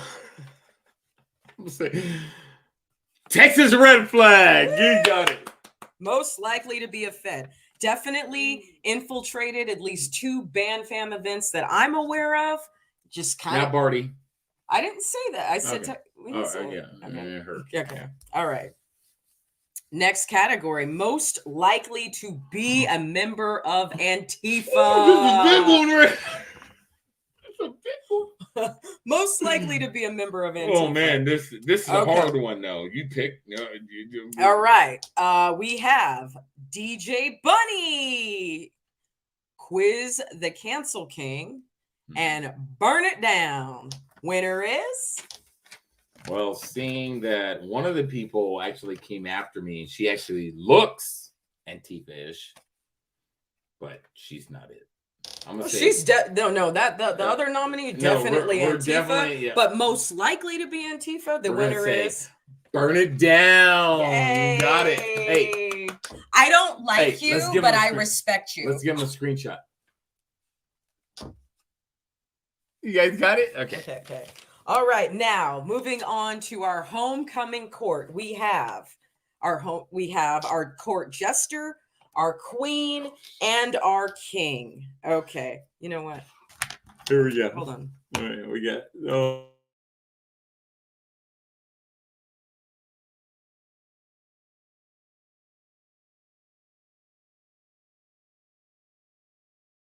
All right. So for our court jester, nominees are Quiz the Cancel King, Burn It Down. Okay. This was actually the most competitive category. So you woke conservatives who are getting nominated, you should feel very, very, very flattered. This was the most competitive category. For one, we actually thought about you guys for about like 10 minutes.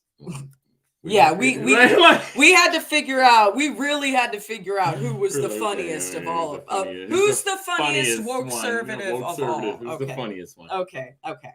All right. Next up, quiz jester, Quiz the Cancel King, Mr. Burn It Down.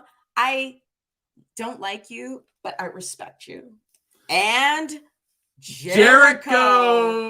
Winner is Jericho. Jericho, you're definitely the funniest of them all. We have the queen still. Oh, yeah, our queens. Nominees are for Homecoming Queen. We have Miss Pribbs, the Freedom Hippie, and Scrappy Fireball. Winner is? Oh, you already know who this is. Fucking Pribbs. Pribbs, General Pribbs. Miss Lady that said I was stealing her content and then she can't even prove it. Get out of here.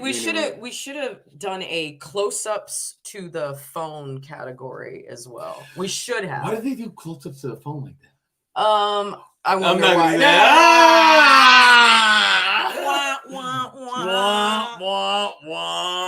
All right, next category. Next category, our homecoming king. We have Mr. Joe Campbell. We got Bobby Hill. I sell propane and propane accessories. And of course, Massa Lord Jeffrey, Texan himself. And the winner is... So, if it was up to me... No, what is the winner? Okay. Just read the winner. All right. Joe Campbell. Yeah, but Dooms the doxer. Dooms the doxer. If it was up to me, to be Bobby Hill. But Joe Campbell, hey, Joe Campbell, you're the winner of the award. We don't know what we're gonna give you, but we're gonna give you this. Here's the award right here. Eat a dick. But all right. Next up, this is a new category. Okay. This is the token inclusivity member of the Minions. Oh shit. Token inclusivity member of the Minions. Nominees are DJ Bunny, Gabe is unimportant, and Mini Texan. And the winner is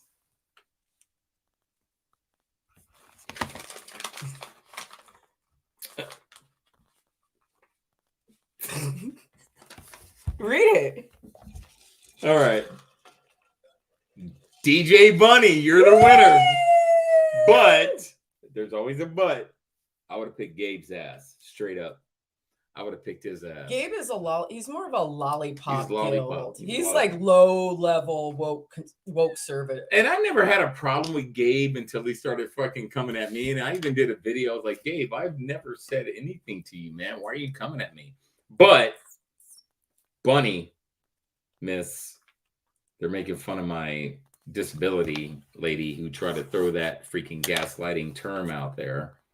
Yeah, you definitely win that one. For sure. Because first off, we've never made fun of you. No one ever made fun of you. And you can't even show us proof that we made fun of your disability. Yeah, I'm sorry you got called that when you were a kid. Nobody meant it as anything disrespectful. Nope, I just didn't know who you were, and the person I thought you were is the person you turned out to be. I thought you were the hearing impaired woman who was attacking Fat Jew a few months ago for something similar that you misread or misperceived as a dig at you.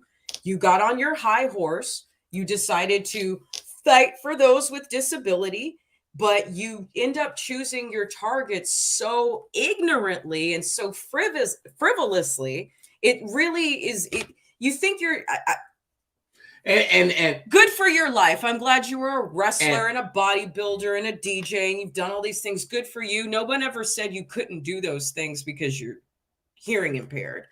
We just see the results of anyone who uses you. And by the way, you are being used. And we know you're being used because they only put shit in captions when they want you to attack. Let's keep that straight. Your friends only put shit in captions when they want you to attack. So let's move on. But so I've never said anything bad about DJ Bunny, and we posted a video together, and it was during a lip sync battle. And I know wrestlers too. One of my really good friends used to work for WWE. He's part of the Heart Foundation. So it's just like, dude, I know people too, man. Don't throw out your status. I mean, if you want to throw out statuses, let's throw out statuses. But don't use your status as a way to gain respect. You know what I mean? You earn people's respect. You don't just say, I have a disability, bow down to me. You don't get to you don't get to do that, DJ Bunny. Yeah, Sorry. Yeah, one of your peoples put out a video, and she didn't say us, but we watched it, and she was like, you know, you did this, this, this, and this, and we never disrespected We never anything you said accomplished anything in your mean life. to you. Never said anything mean to you. We've never said anything. We don't But have no problem with nobody. if your status, what you've done in your life, is the only reason you need respect, you don't deserve it. Sorry. You know, I didn't understand. Like, were we supposed to know your pronouns as well? I didn't know. We grew up in the 80s and 90s. People used the term deaf back then. That's right. And if that's no longer politically correct, Let us know what we have to say. No. We don't know. She doesn't get to let us know what we have to say. All right. She doesn't get to let us know what we can and cannot say. Wakanda. You don't get to do that, DJ Bunny. I'm sorry. Wakanda forever. Wakanda forever. Okay, you don't get woke to conservative forever. Woke conservative forever. Woke conservative forever. Oh my God! Fuck these guys, man. They here's the thing, and I know we're gonna get to the last one, and I know Jen, her and I got to get off because it's late. But the thing is that your bullshit's not gonna work on this mess. We're gonna continue to fucking do It's not gonna work on us. It's not gonna work. work. And again, for all of my fans, for all of my followers, I just want it to be known that there are individuals who have a lot of power on TikTok. Okay. And like I said, they're either Antifa, they're feds, or they're just a group of sadistic cluster bees who love hurting conservatives for no reason other than a question in a comment. That's all it takes. It doesn't take any more than that for the full send to happen. But anyway, go ahead. Real quick, here's one thing, I'm going to throw out a test. So all you have to do is respond in a negative way to any one of those people. And we're going to prove this. Just say, I don't agree. Nothing. Don't attack their looks. Don't attack them personally. Don't attack their kids, because we don't do that. Just say, I don't agree. And tell me what you get from that. Tell me what happens next. And don't respond. Just screenshot it, record it, and just say one thing. I don't agree with Kat. Watch what happens. I don't agree with Texans. Like, when people don't agree with me, I'm just like, okay, cool. Thumbs up. I don't give a fuck. Yeah, we'll keep scrolling. But test that theory. You know what I mean? And this is what we're doing. We are people that study it all. And we studied it, and we got sat down together, and we were talking, and her and I were like looking at the same shit. So, and we were talking about the same stuff. We're like, oh shit, yeah, man, I agree. So I want you to test that theory. One day, test it. Whenever you guys want. I'm not talking about attacking people, going after them, and doing all this stuff. Just test the theory and not agree with one of them and see where it takes you. All right. So y'all ready for the biggest bully of them all? Drum roll, please. Nominees are Joe Campbell, the Dooms the Doxer. Mm-hmm. We have Bobby Hill, Charlie Brown, and we've got the Plantation Queen, Boss Lady, Miss Kit Kat. And the winner is the cat, the Miss Kit Kat. Meow. Yeah. Meow. I think she's somebody important. She without TikTok, she'll be irrelevant. That's what I know for a fact. But yeah, Kit Kat. All right, and so that concludes Ice Queen. The Ice Queen. That's a good one. Filter face. The Ice Queen. The dynamic duo. Well, ladies and gentlemen, you have it all. You have it all. So, keep it up. I mean, we know. I mean, we just have. This has been a 4-hour live stream. You guys have lots of content to take out of context. We know you're going to do it. Just keep. It's like they're trying to catch a wave, like they're surfing. Yeah. And that's what it is. And they know that the shit goes exponentially, and they're just going to keep it up. So that's fine. So her and I honestly disagree on a lot of stuff. You guys don't see it, and we agree. Like there's certain things that go on. I don't agree, and we'll talk about it. I don't agree with that. So it's not like there's some hierarchy, and we're over here. She's feeding me information because I saw something like that. Somebody tagged me in a video, and he was like, "Bro, blink 3 times if you need help." And I'm like, "What the fuck is this guy talking about?" Her and I actually discuss a lot of shit. She's more voiceful than me. I'm more the laid back kind of guy, but I'm very voiceful too. But she's more voiceful than me. So that's why she's kind of more, she's the one that's like in your face. And I'm kind of the laid back guy. And I'll say my piece and I kind of step back and, so don't believe the bull crap when they're saying, and it's probably going out there. I promise you it's going out there because I'm smarter than the average bear. That they're saying that Red Pill is making bro do the things or saying the things he's saying. Please. No, she's not. Nobody makes bro do anything. I've been saying, and there was times she said something, and you've probably seen it in his life. You're like, I don't agree, and that's how it is. She don't get mad. She's like, okay, that's she'll fine. that and if that's her, that's her. But I let it be known, like if I don't agree, I don't agree, and she doesn't get mad at me. But she understands that I understand what she's talking about. You know what I mean? She understands that I know what they're saying, but I don't agree with. What was that? My stomach was growling because I'm hungry. What was that?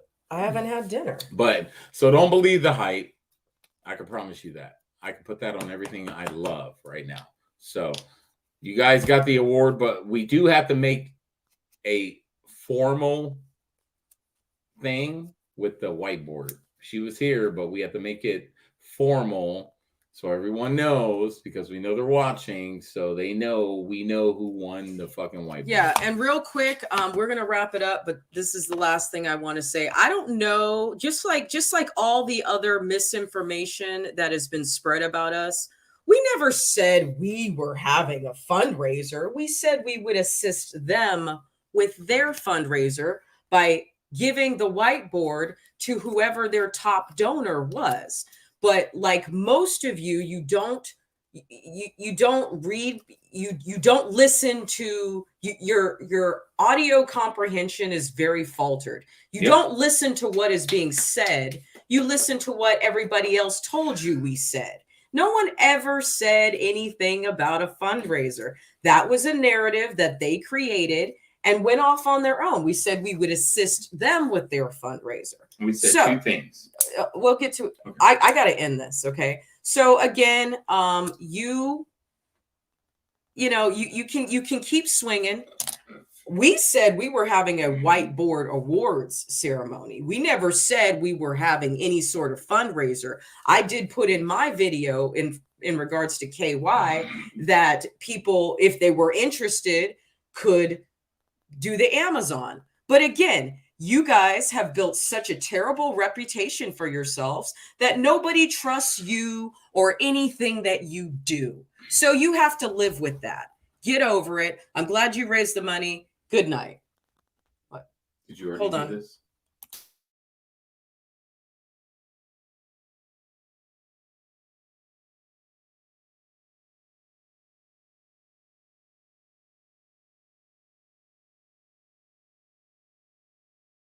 All right. Okay. Okay. Bye.